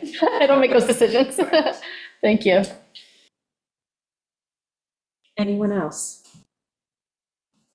I think the best place to have okay. I'll just finish my thought. On the website will be on the WQI page. Angela? Hi, wonderful presentation. I have a question. The town of Shelter Island wants to mandate on the transfer of a property that the buyer is forced into putting in an IA system. The problem I have with that is that there's a lot of good operating Suffolk County approved systems that are going to be pulled out of the ground. And I was wondering if Suffolk County has any data proving how much, if somebody has high nitrates in their water, proving what would the nitrates be reduced by over the period of 5 years by putting in an IA system? Is there any data to prove it's a large amount of reduction in nitrates? Because we're talking expense that's unbelievable and maintenance costs that are unbelievable. And when you think of your facts here that 250,000 countywide septic systems are pre-1973 or 4, that's a lot of money. That's probably trillions of dollars at 50,000 a pop. So how is the efficiency of these systems compared to the cost, been analyzed? And is there any, my main question is, has anybody researched it? If a house has 200 parts per million nitrates in their groundwater and they put in a new system at $50,000, will they ever see the nitrates go under 10, which is the county standard? So I know under the Subwatersheds Wastewater Plan, there is a lot of simulated nitrogen load models where we're looking at what we currently have countywide and then through different alternative routes. If there is no wastewater treatment in place, what the groundwater levels will be of nitrogen.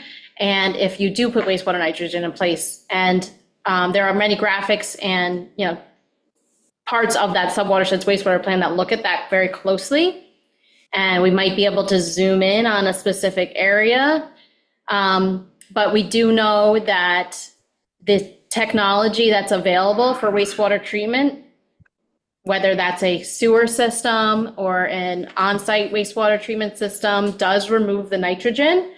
And the length of time it takes to get to a well is depending on the groundwater travel time from the sanitary structure to that well. And that's when you would start to see those impacts. And this is an extremely expensive venture, which is why the county did go ahead and request the voters decide on a water quality restoration fund that could provide $4 billion towards upgrading sanitary systems. That's going to be split between sewer systems and on-site wastewater systems, and will probably take 30 years. This isn't going to happen overnight, but changing a sanitary system over property transfer is one of the recommendations out of the subwatersheds wastewater plan as a way to get those 250,000 to 380,000 sanitary systems upgraded, because voluntarily that pace will be too slow and you will not see the impacts in our water quality over until a very long time. But besides nitrates, we have so many other problems on Shelter Island over the next 20, 30, 50 years. With raising sea levels, we're going to have saltwater intrusion. The IA system's not going to provide any help for the homeowner with that. Pharmaceuticals, we have an aging population. That's not going to, the IA system's not going to help with that. So why would it be a mandate on the sale of a house, especially when somebody buys a home and it might take 3 to 5 years for their application to be approved, and it might be a second home where they don't even get any of the grant money. Why would that be the way to go instead of, if somebody has high nitrates now, why not use that grant money for people that are financially challenged to put a reverse osmosis under their sink for a couple of $1,000s and they have instant fresh water instead of waiting 20 or 30 years to maybe see some kind of impact, which then you're going to be dealing with saltwater intrusion, which these systems aren't going to help at all after spending $1 trillion in taxpayer money. I mean, this grant program sounds wonderful, but it doesn't apply to everybody. And it's also, you're just taking out of one pocket of the taxpayer and putting it into another. That money doesn't fall out of the sky. That's taxpayers' money that you're spending in these grants. I just want to mention that secondary homes are eligible for the grant program. I thought you had mentioned they weren't, but. No, not all. I don't think the town, does the town of Shelter Island give grant money to second homeowners? Yes. Okay, good. I didn't know that. Thank you. I know there's major hard decisions that the town board and the residents have to decide out here with regard to water quality, but I hope that the presentation. If the town's concerned about fresh water for the taxpayer, then help them get fresh water at the tap, not treating the sewage. That's going to take thousands of years, and you're not treating all the problems with the water by just putting an IA system. I'm fine with voluntary IA implementation, but to make it mandatory on the trade of a house, that is insane. Someone buys a house, it might be 2 or 3 years before they decide if they want to add on a bedroom or 2 bedrooms or demolish the house. So now they put in a new system and then 3 days later they decide to demolish the house. It makes no sense.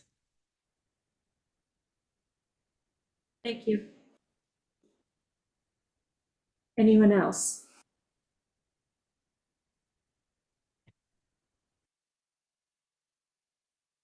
Julia, thank you very much. Thank you.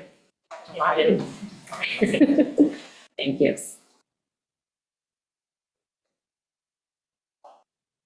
We will now move on to the 2025 budget. Okay. Let's see.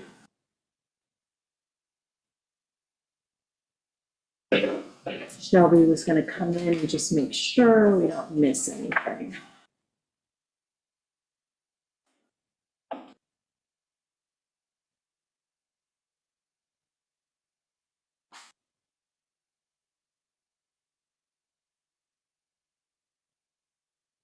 Oh. It's in there somewhere. Yeah, too many pieces of paper. Okay. So we had a public hearing on the budget a couple of weeks ago. And if we could, can we move that conversation outside? Okay, thanks. So we had a public hearing on the budget a couple of weeks ago. And what was presented at the time was 7.2%. We had some comments from the public. We've considered those. We also had a few more requests for things to be looked at.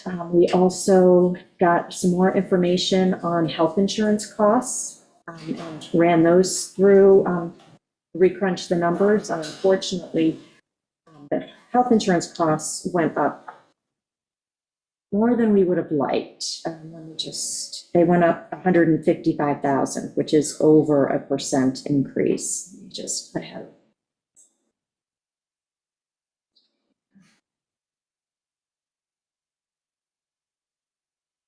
I got too many spreadsheets open. But so it caused us to go back and start to look at where we could make some additional cuts in order to get the budget back down to a more acceptable number. So We'll push it from 7.2 to 8.4? it went to 8.5. 8.5. And we have it back down at 7.8%. Let me just make sure I've got that figure right. 7.8%.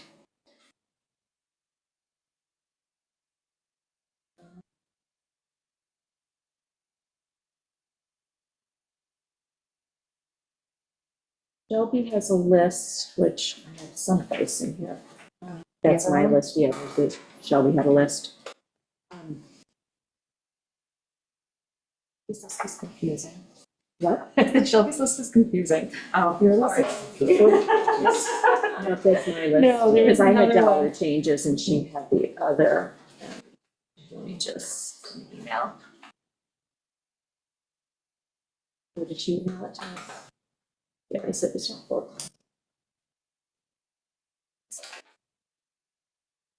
For today, there's like, oh, here we go. I got it.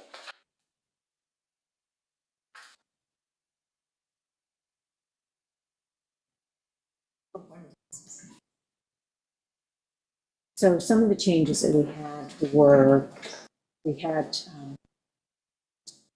a couple of, and we had discussed before the public hearing that we had gotten requests from three employees who work for Highway and are part of the union who qualified for a bump up in title. And so we flowed that through. We had put in $2,000 to sort of cover that. It ended up costing another $642 before payroll taxes. Town board professional services, we were able to take that down 6,800 because we looked at the contract and what we thought the projection was less than what the upcoming contract is for the outside accounting professionals who come in on a monthly basis. Let's see. We had a request to just rejigger some things in the building department, so that went up an additional $5,760. I mentioned the health insurance.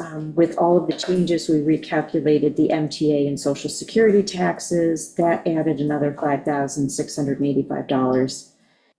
And then we had to get creative to see what we could cut because we did not want to end at 8.5%.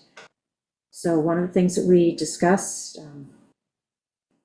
Benjamin and I were talking this morning, went over some things, Meg and I went over some things, and so I'm pulling together everything that we discussed individually into one. We're going to hold off one of the bigger dollar amounts that was discretionary is the high water rescue vehicle. And it was something that was brought up at the public hearing to hold off on that in this budget year. So we've removed the $93,000 cost, and we've removed the $46,500 grant that we have applied for. If we should get that grant application has already gone in, so if we should get it, we will work with them to see if we can postpone that purchase to 2026. So that saved us $46,500. I was going, Shelter Island, we are a member of the East End Supervisors and Mayors Association meeting. We have working lunches that take place every other month, and so Shelter Island, once every 2 years, has to host that. The original schedule had us hosting in December of 2025. Something in the schedule changed, so we're hosting it in February of 2026. So I was able to take $2,000 out of the supervisor's office line. We are going to work on ZBA, the professional fees for the environmental consultants, PW Grosser, whoever we choose to continue working with, and pass those costs along to the applicant. So that was $17,500 that we were able to pull out. The wetlands professional fees, our environmental analysts, we have money in the budget there, but if we can pass those fees along, then that was another $17,500 that we took out. So we still have to do resolutions for that. Yes, and we have to work on that. Okay. And I do believe there's a working group later this week. Yeah, it's proposing to meet on Wednesday, then you. Oh, and I that's right. on Yeah, Wednesday, because you say you two 5:30. are on that. 5:30? I think that's what, Stephen? You guys proposed 5:30 on Wednesday for that working group for the professional fees? Yes. Yeah, Christina. Yeah, okay, Mhm. yeah. And then the other thing that we did is all of the electeds, we had originally put in a 3.7% increase, but looking at where things over the past couple of years with increases in where the CPI index is, we took all of the elected salaries down to not 3.7%, 3%. So it's not that much money. It's $1,200 at the town board level, $500 justices, $700 for the supervisor, $500 for the tax receiver, $680 for the town clerk, and public works / highway superintendent, $900. So it's not a big amount, but it did get us down to 7.8%. So that's where we stand at the moment. And I think I've covered all of the changes. Oh, and the other thing that we did is, in the B fund, we were talking about moving the 20,000 that was in saltwater intrusion in the 2024 budget to put towards water testing. That is not going to get, we still have the money in this year's budget. So we originally thought, the first discussion was that it wasn't going to get used in 2024. So we put it back in for 2025, but then that money that isn't spent this year goes into fund balance and we would pull it back out of fund balance.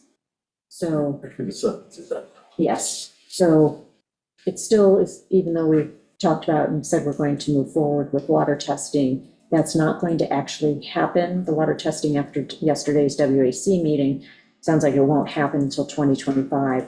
So rather than have it on the saltwater intrusion line next year, it's now in the water testing line. So we're still pulling it out because it's not spent this year, but just for budget purposes on the line that we currently agreed to, use it for. We can always discuss it again next year, but I just wanted to reflect the current state of affairs. Did we do a resolution on doing the testing?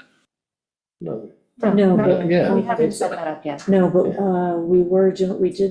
did we do the resolution on the budget transfer for this year? It's gonna be the 25th.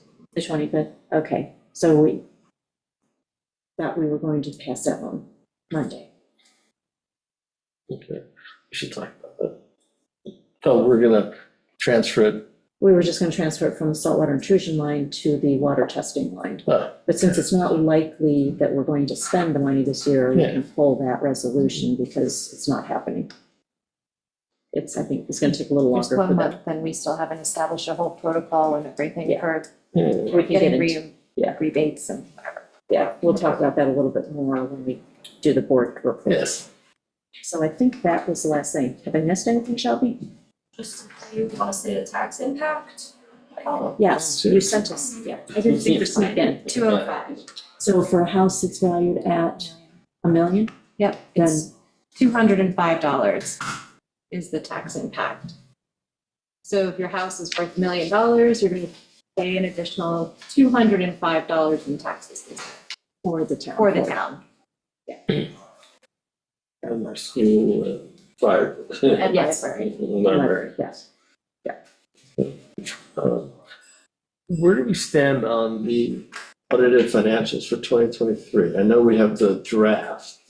Yeah. But when do we get the final? I need to talk to them because I want to, it'll get distributed and I'm also trying to schedule them.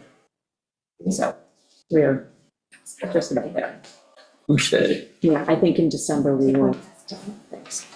In December, we will have the auditors come in. Is the draft, audited, are the draft audited financials up on the website? No, because they have to fix them. Okay. There was actually a couple things I found that were like glaringly wrong to an accountant looking at this. So just not anything to do with the numbers per se, but just things that carried over from one page to the next that were duplications that just made things look funky. I apologize for not checking myself, but the budget that is up on the website, does that include the column that we added for our own purposes, Mhm. which is the draft The 23 numbers? Yes, So that's It should. available to the public. yes. Okay. Is that right, Shelby? Or will you do it out of Williamson? Yeah, so the budget that we put on for the public hearing is from the accounting program itself, so I can't remember if it has that column. It doesn't. But the version before that, The Should have. supervisor that's the proposed. Excel workbook, should have the 2023 column. And that's readily available to the public right now. So, Yes, I'm gonna just double It's check. not, it can be. yes. Yeah, because we added the salary schedule. Right. Let me just take a quick look here because it was a little bit misnamed because it's still being Yes, called it the has- supervisors. It has the 23, 23 and then 24 and then 25. Okay, Is that, yes. has 23, 24, 25? Yep. Okay. Okay. As long as it's available to the public so they can see it. Mhm.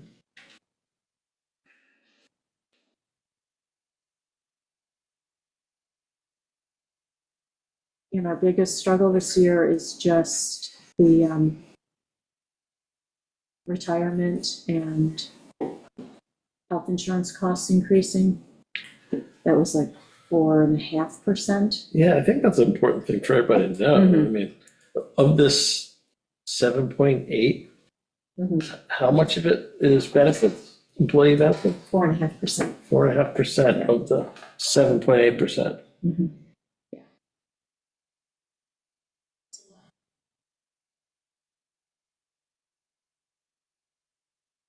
Oh, I'm sorry, because of the change, think it's 4.9%. Yeah, so I thought it was a little more, yeah. So it's almost 5% of the 7.8%. It, And most of that's out of our hands. I mean, that's handed down through medical insurance increases and. it's because of our, participation in NISHIP, and all of the towns were faced with that this year. And so I want to bring up at the next East End mayors and supervisors, maybe even the Suffolk County supervisors meeting is, do we start to look at other options? Yeah, I mean, Self-funding, it would take a year to put in place, but I think with the way things have been going, it's, there is an administrative component, because it was discussed years ago. Could be difficult to manage, but things change, so it's, Yeah. I think it's worth a look at this coming year. Yeah, I mean, I think it's important for everybody to know what the components are, because, 7.8% is a hard pill to swallow. Unfortunately, a lot of it is mandated. And took some steps this morning to cut back optional spending. And it's still a hard pill to swallow. Yeah. There's really nothing left to cut, Yeah. I mean, there really isn't. Yeah. There are things that probably should have been included that we took out anyway. Oh, definitely. So, I mean, it's Okay. unfortunately what it is.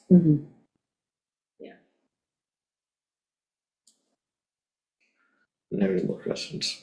Okay, all right, so when we close the work session and go into the regular part, the special meeting, we can adopt that budget.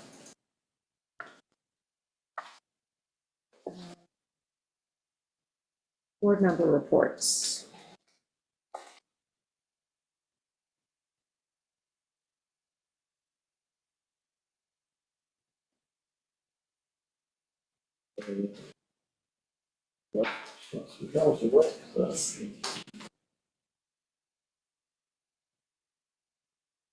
So the CPF yesterday. WAC yesterday. And WMAC. Yep. Just pulling out what I've got, like. Do you want me to kick off? Yeah, if you want to, I'm still like pulling out all the various minutes. So Joe and I just met with the Suffolk County Planning Commission about our Fresh Pond grant application because we didn't get the county grant. And so we were just curious to see if there was, if our application was lacking, if there was a reason why. And pretty much we were told that they were overwhelmed with applications this year because they did not issue any grants the prior year. So they actually had twice as many applications for grants than they typically would. So they usually get about 15 applications. They had over 30. And so that when it came to actually granting applications, they said we had a strong request, but there were just so many that not all of them obviously could be granted. So, it's definitely worth us reapplying next year because they said we do have a strong application and they probably won't have as many grant requests next year as they did this year because obviously in '23 they didn't issue any grants. So, I would recommend that we reapply, especially if we do get the state grant for it, that we would reapply for the county grant because it's very likely that we might get it. If we don't get the state grant, Then it's. yeah, it doesn't make Yeah, sense. Right. If we get the state grant, we should definitely reapply. April is the date to reapply for this. So we should know by then, I would think, whether or not we got the state. So depending, I mean, they say December-ish could be 5 months after December, so we'll see. So that's just an update on that. Had a meeting with the Health and Wellness Alliance is going to become an official town committee come the new year. So they organized during COVID to help provide social and mental health connections in the community. And so we're just working on kind of getting them organized, and they're going to kick off in January as an official town committee. They'll have 6 meetings a year. They won't be every month. They'll be every other. There's a couple events that they're already doing just as like an unofficial organization in the town. So they do, opioid awareness. They've done a whole bunch of like bereavement groups, things like that. So now they're going to have a more official foot in the town, which I think is going to be a good thing for us. Let's see. Who are the liaisons to that new committee? Do we know yet? Well, right now it's just me, but I don't know who it's, me and Albert maybe. I don't know who the second There's a is. second on there. But, we'll set it up in the new year when we have full board and we start divvying things up. But that's just one that's gonna be getting started. I think it's something that we need as a community, would be helpful. That's all I have for now. I think happened at WAC last night. Yeah, I've got, well, WQI met on November 7th. We will be getting the Murphy application, just to review. I didn't put it on for today since Albert's not here.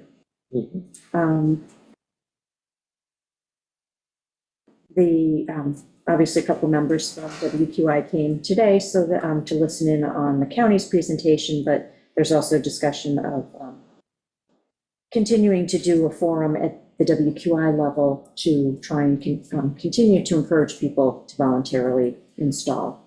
And they want to invite the homeowners association chairs to come to a meeting so that they can pitch it to all of the homeowners associations to then take it back to their boards and members.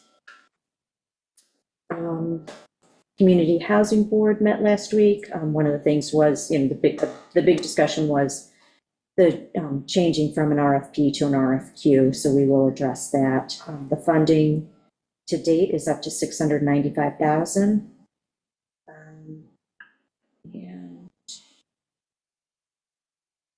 Yeah, and we're moving forward with the housing survey, requesting the funding. So if we can get the money from CDBG, which should be doable. Just see. We should be getting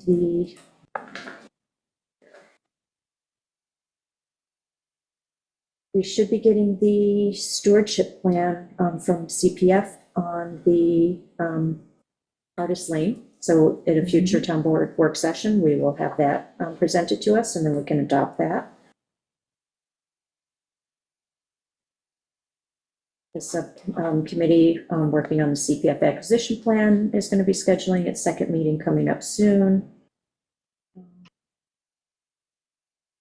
And there were some new signs approved for purchase for when we can't put a sign on a tree. Gordon had a couple of mock-ups that were nice arrows to show which way the paths are and also preserve boundaries. So that was CPF. WAC. The mission statement is coming back to us, so we'll have that on the agenda for the next week. And Were there any changes? no, Oh, so the one I redrafted is okay. yes, yes. Mhm. Yeah, so that'll be the one that we get back. I object to my own edits. I'm not going in these circles, just too much. There was some discussion on a lot of discussion on looking at they had it on the agenda as an RFP for updated potable water options study. And so there was a lot of discussion and circling back to what exactly they were being tasked with from the town board.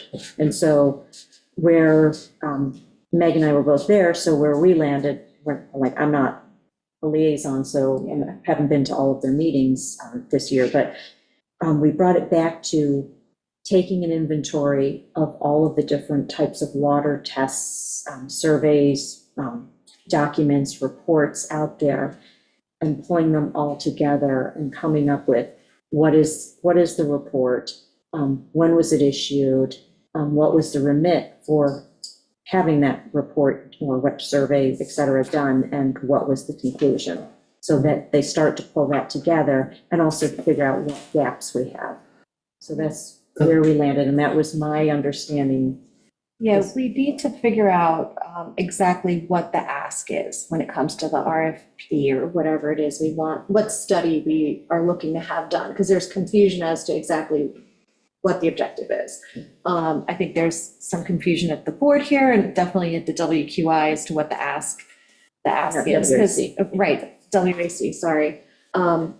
Because there was a thought that it was a study on alternative water options, and then narrowing it down to specifically the center. But then I know you had a request, but then Albert had a request, and so we're trying to figure out what is the request, and And so I even thought about some more since then, so. I figured. I just wonder, as part of the discussion,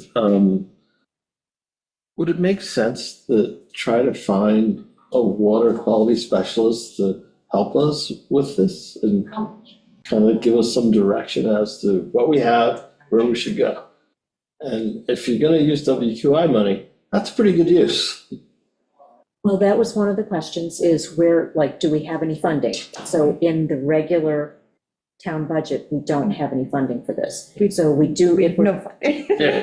so if we're going to use WQI money, then we have to come up with what it is we're trying to accomplish so that it fits into an acceptable use of WQI funds. Okay, So I think them starting with just doing the inventory and pulling together things is a good starting point.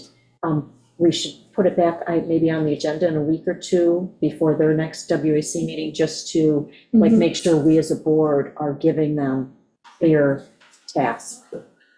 as long as the goal is to marshal that information to then give it to Yes. professionals Once we who can collect it in help one us. place, then we can, Yeah. you know, but And that has been started, as I was sitting in the Yeah. meeting yesterday, like drilling down into the WAC SharePoint, which is not something I normally go digging for. I did find that back in 2019, there is a listing of all of the various documents that one of the members had started. So Yeah.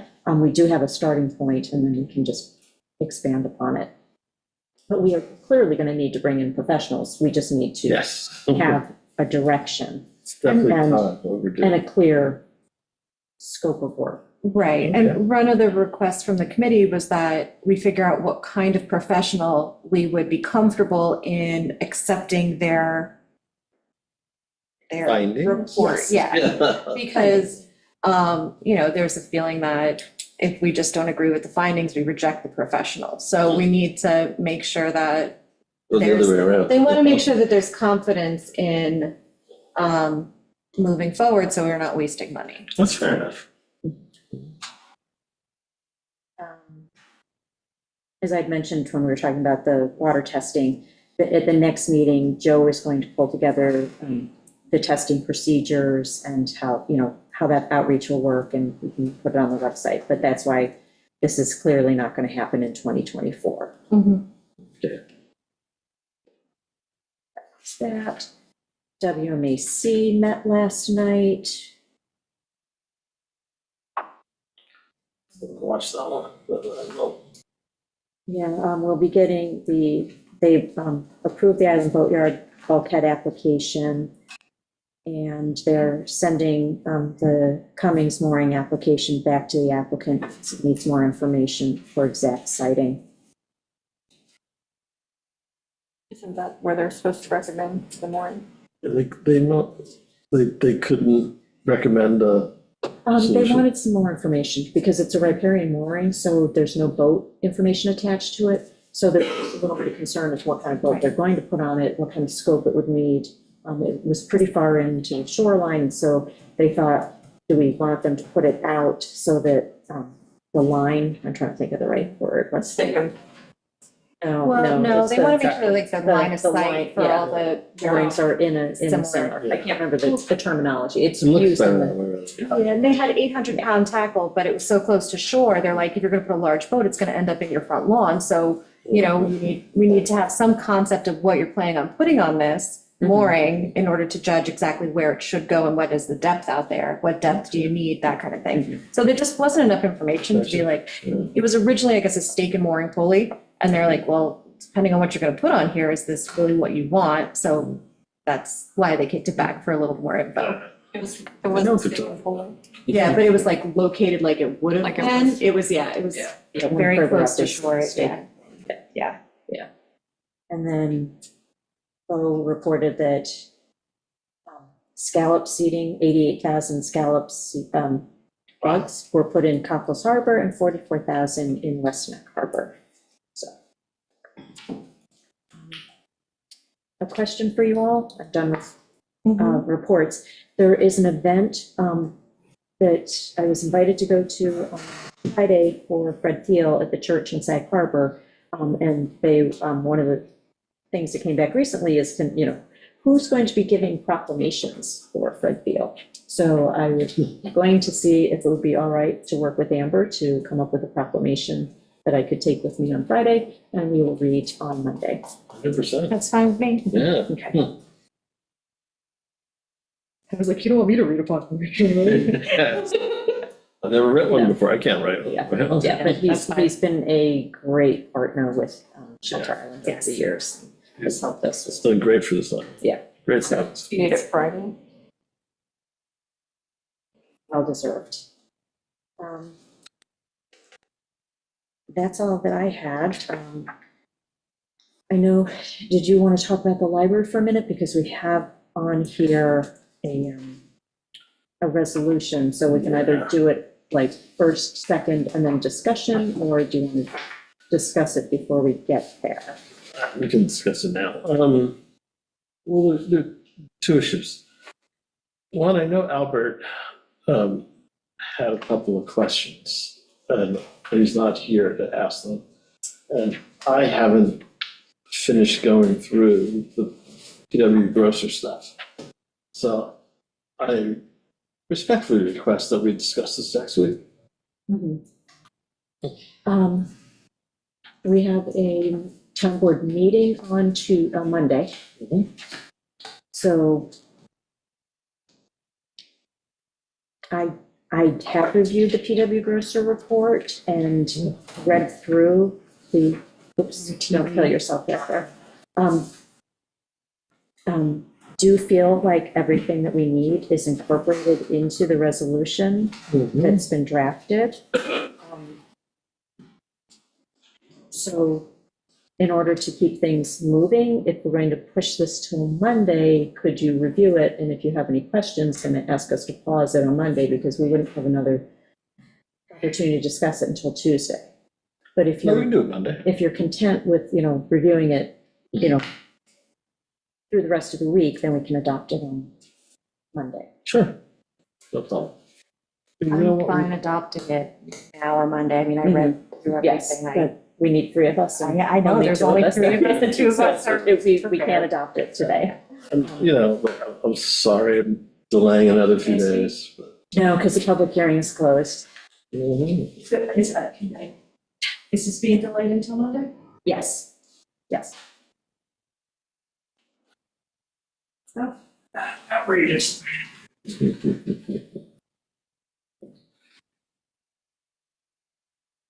Okay, so that ends the work session. So if we make a motion to close the work session and go into special meeting. Second? All in favor? Yeah. Wait, do I need to make a motion or second? No, I made it. Okay. So, paperwork. That's for you. Okay, so in the special meeting, we are going to continue the public hearing on the wetlands permit application of Patrick Leftis Hills and Conan Tam, 169 Ram Island Drive. And Camera is on. that, Yeah, it's the vegetation plan. yes, I was going to say, it looks like we received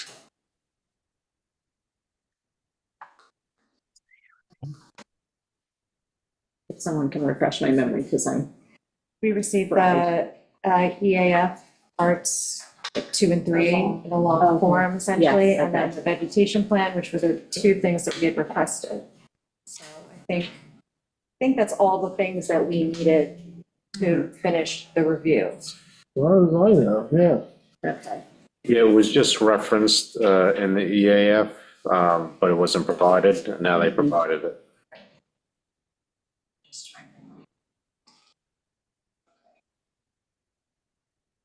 I don't think that,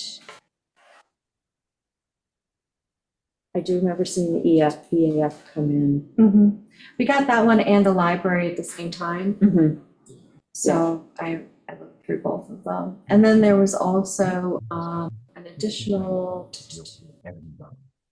we have Jackie? It's done by Sharice, so we have her letter. And then her.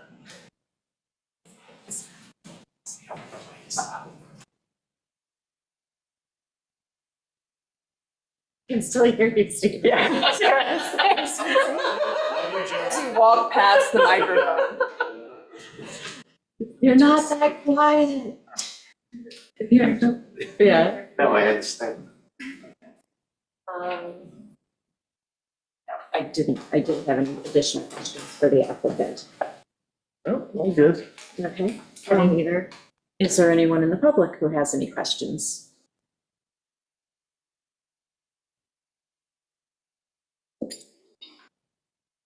Okay, I will make a motion to close this public hearing. Second. All in favor?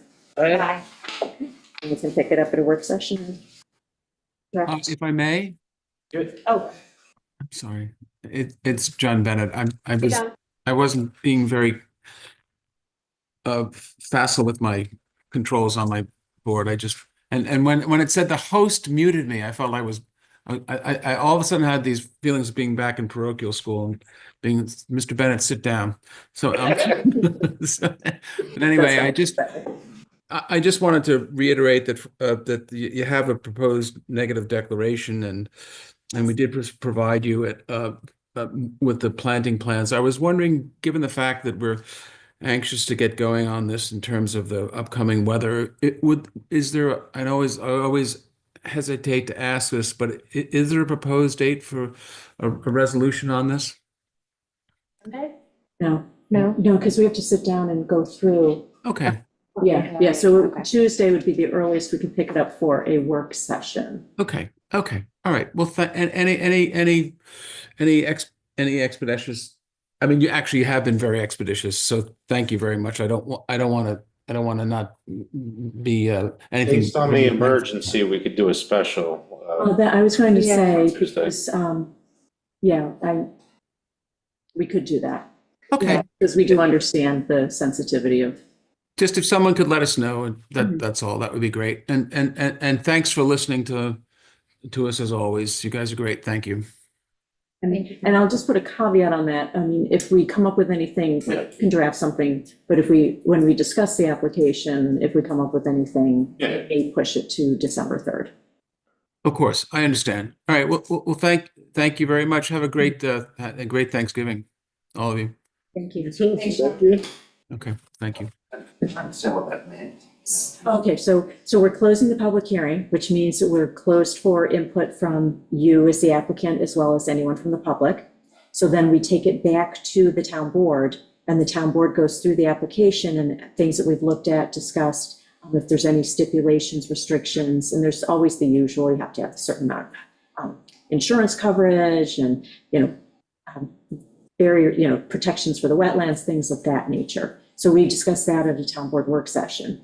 If it's fairly straightforward, we don't have a lot of unusual restrictions, we may be able to prepare the resolution and have it for a special meeting on Tuesday, rather than waiting until December 16th is our next regular town board meeting.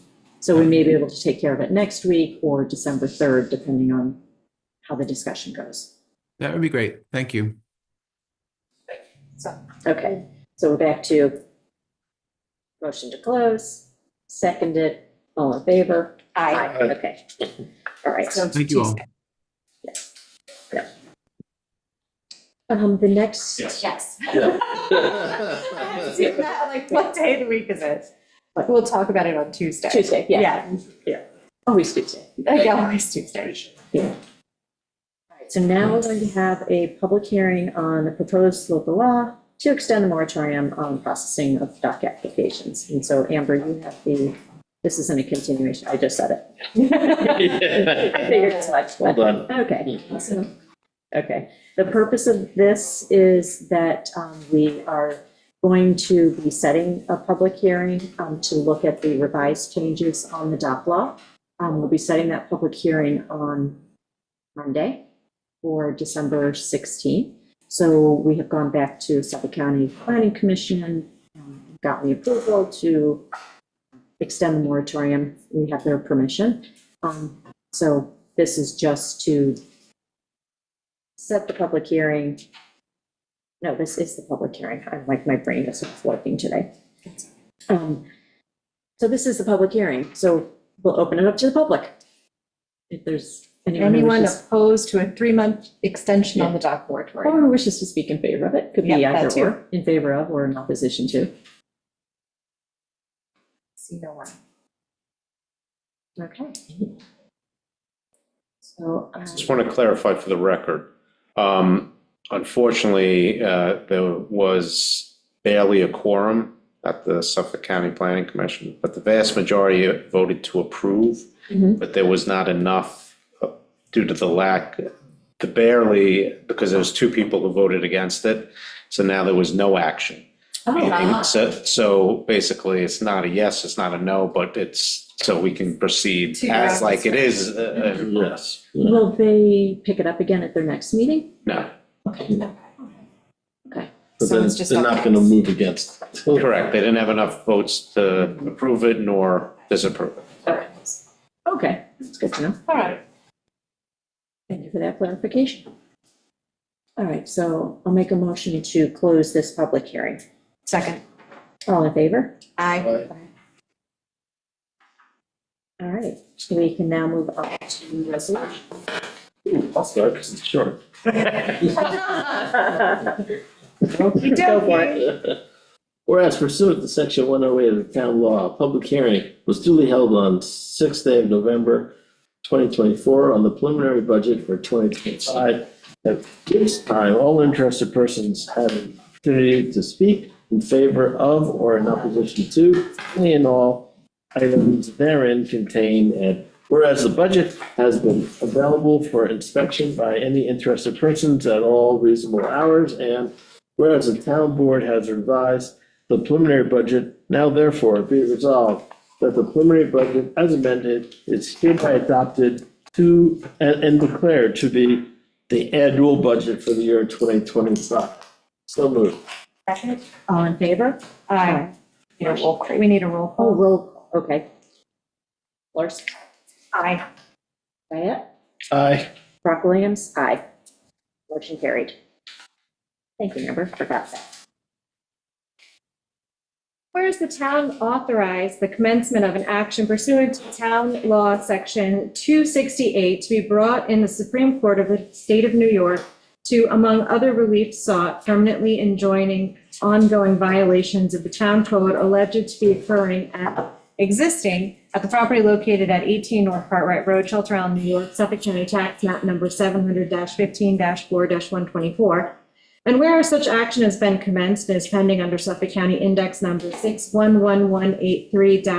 611183-2024, and whereas the town made application to the county by motion, order to show cause, for a temporary restraining order and preliminary injunction pending the determination of the action for a permanent injunction, and whereas the court has overseen proceedings and conferences in connection with the motion, and whereas the parties have prepared a stipulation to resolve the motion, and whereas the stipulation provides for the enjoyment and cessation of activities and conditions complained of and largely accomplishes the objective of the motion, and whereas the stipulation solely resolves the motion and does not foreclose the town from pursuing the full relief of a permanent injunction or the waiver of any of the town's rights, and whereas it is expected that the stipulation will be so ordered by the assigned justice and thus enforceable by such justice in the pending action. Now then, it is hereby resolved that counsel for the town is authorized to enter into the stipulation and file same to the court. So moved. Second, all in favor? Aye. Motion carried.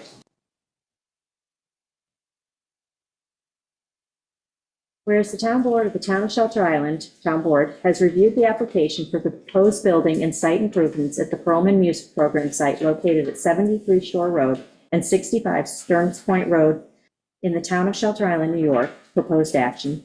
And whereas the proposed action includes 1, renovations and improvements to existing buildings, 2, demolition of select existing buildings, 3, construction of new buildings which would increase the overall square foot living area, SFLA, by 22,093 square feet from the 47,833 square feet to 69,926 square feet. 4, relocation and construction of walkways. 5, improvements to existing internal driveways/roadways. 6, expansion of parking areas for 67 formalized spaces. 7, establishment of a courtyard, landscaped areas and revegetated areas. 8, temporary improvements to the existing tennis court/performance area and future conversion to a permanent open-sided performance space with a green room to accommodate loose seating of approximately 300 people. 9, ADA improvements including access to roadway, parking, pedestrian pathways, buildings, and performance space. 10, new truck delivery area and improved trash/recycling area. And 11, infrastructure upgrades. The infrastructure upgrades include A, the installation of an IA on-site wastewater treatment systems. B, improvements to the existing drainage system, including the installation of drainage structures, regrading and replacing of portions of impervious surfaces with permeable surfaces. C, conversion of 2 monitoring wells for use as potable water wells to be installed with enhanced filtration and closure of 2 existing potable wells. D, installation of rooftop solar panels on the proposed dining hall. And E, upgrades to and installation of site lighting for safety and building entries.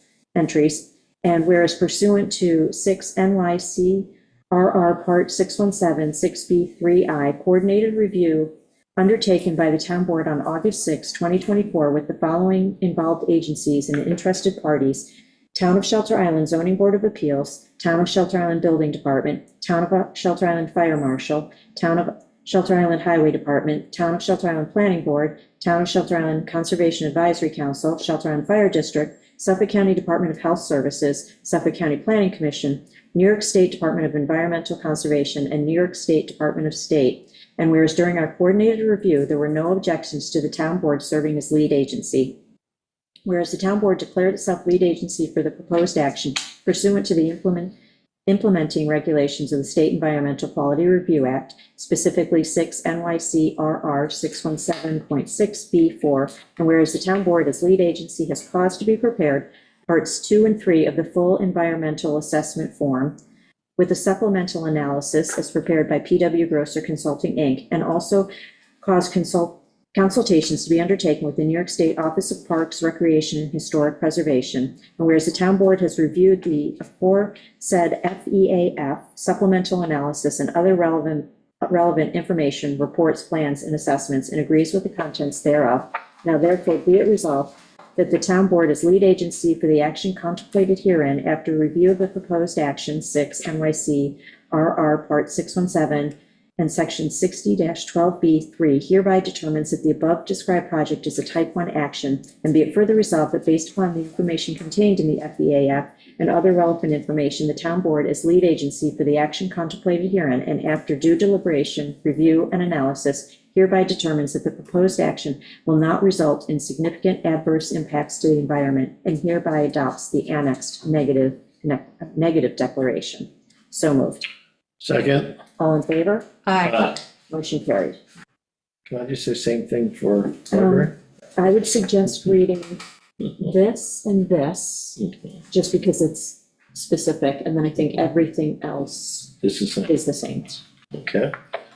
Whereas the town board of the town of Shelter Island, town board has reviewed the application for the proposed building and site improvements at the Shelter Island Library, site located at 37 North Ferry Road in the town of Shelter Island, New York, proposed action. And whereas the proposed action includes renovations to the existing 6,285 square foot library and a 5,830 square foot 2-story building addition, increasing the gross floor area TSA by 5,830 square feet from 6,285 square feet to a total of 12,115 square feet, represents an approximately 93% expansion.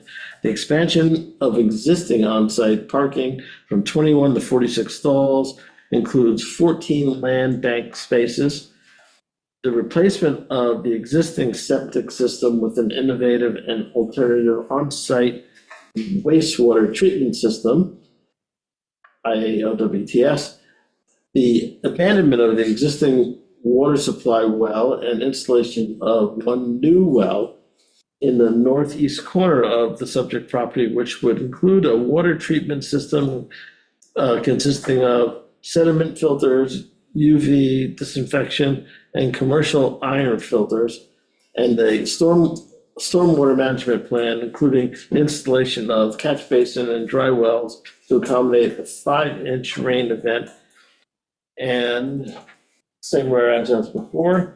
Next paragraph. Well, now therefore. Next page. Yeah. That's the one. Be it further resolved that based upon the information contained in the FEAF and other relevant information, the town board as lead agency for the action contemplated herein, and after due deliberation, review, and analysis hereby determines that the proposed action will not result in significant adverse impacts to the environment, and hereby adopts the negative declaration. So moved. Second. All in favor? Aye. Motion carried. So we're not going to do the next one, which is the Correct. site plan. We're gonna do it on Monday, hopefully. So then a local law to extend the moratorium, we're doing that one? Yes. Whereas a public hearing was duly held on Tuesday, November 19th, 2024 at 1 p.m. prevailing time to hear any and all persons either for or against a local law entitled local law to extend the moratorium on the processing and approval of dock permits by the town board. Now therefore be it resolved that the town board does hereby adopt local law number 19-2024, which provides as follows. Local law number 19-2024, local law entitled local law to extend the moratorium on the processing and approval of dock permits by the town board, which provides as follows. Be it enacted by the town board of the town of Shelter Island as follows. Section 1, legislative intent.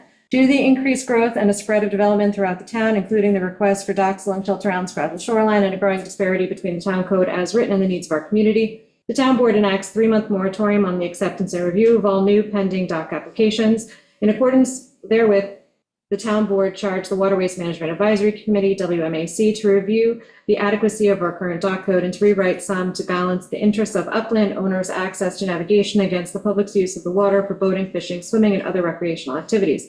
On October 7th, 2024, there was a public hearing on the proposed amendment, which garnered immense public interest, and the town board is currently in the process of reviewing the comments made to and potentially amending the law in kind. Therefore, it has been determined the final 3-month extension of the subject moratorium is required. Section 2, moratorium extended term.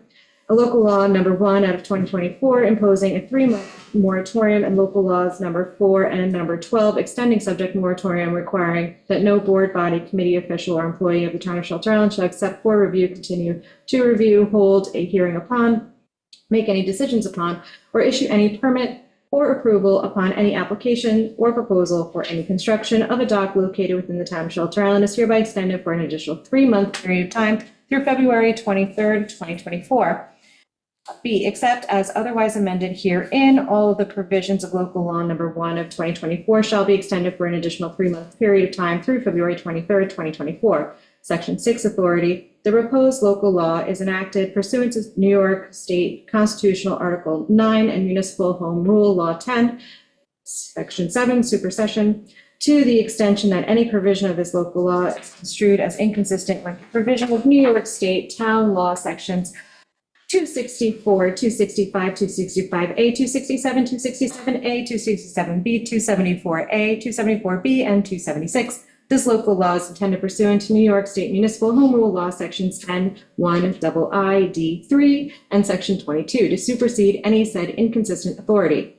Section 8, severability. If any section, subsection, paragraph, clause, phrase, provision of this law shall be adjudged invalid or held unconstitutional by any court of competent jurisdiction, any jurisdiction may be made shall not affect the validity of this law as whole or in any part thereof, other than the part provision so adjudged to be invalid or unconstitutional. Effective date. Local law shall take effect upon filing with Secretary of State pursuant to Municipal Home Rule Law. Be it further resolved that the town.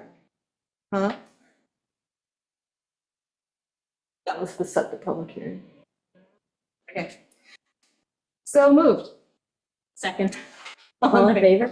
Aye. Motion carried. It's like, I guess I could have just summarized that. Sorry, you did it under It's been a 4 long months. day. Hey. Okay, that is it. We are done. What? Like plan review. Yeah, yeah. Oh, yeah, thank you. Okay, I can do it. Sorry. Ben volunteers. Yeah. That's a nice. Whereas pursuant to Town Code Section 109-14 entitled Fees, the town board is authorized to establish application fees for site plan review via resolution. Whereas the town board has not yet established such fees, and now therefore be it resolved that the town board hereby sets the site plan review application fee to be a flat fee of $1,500 effective immediately. So moved.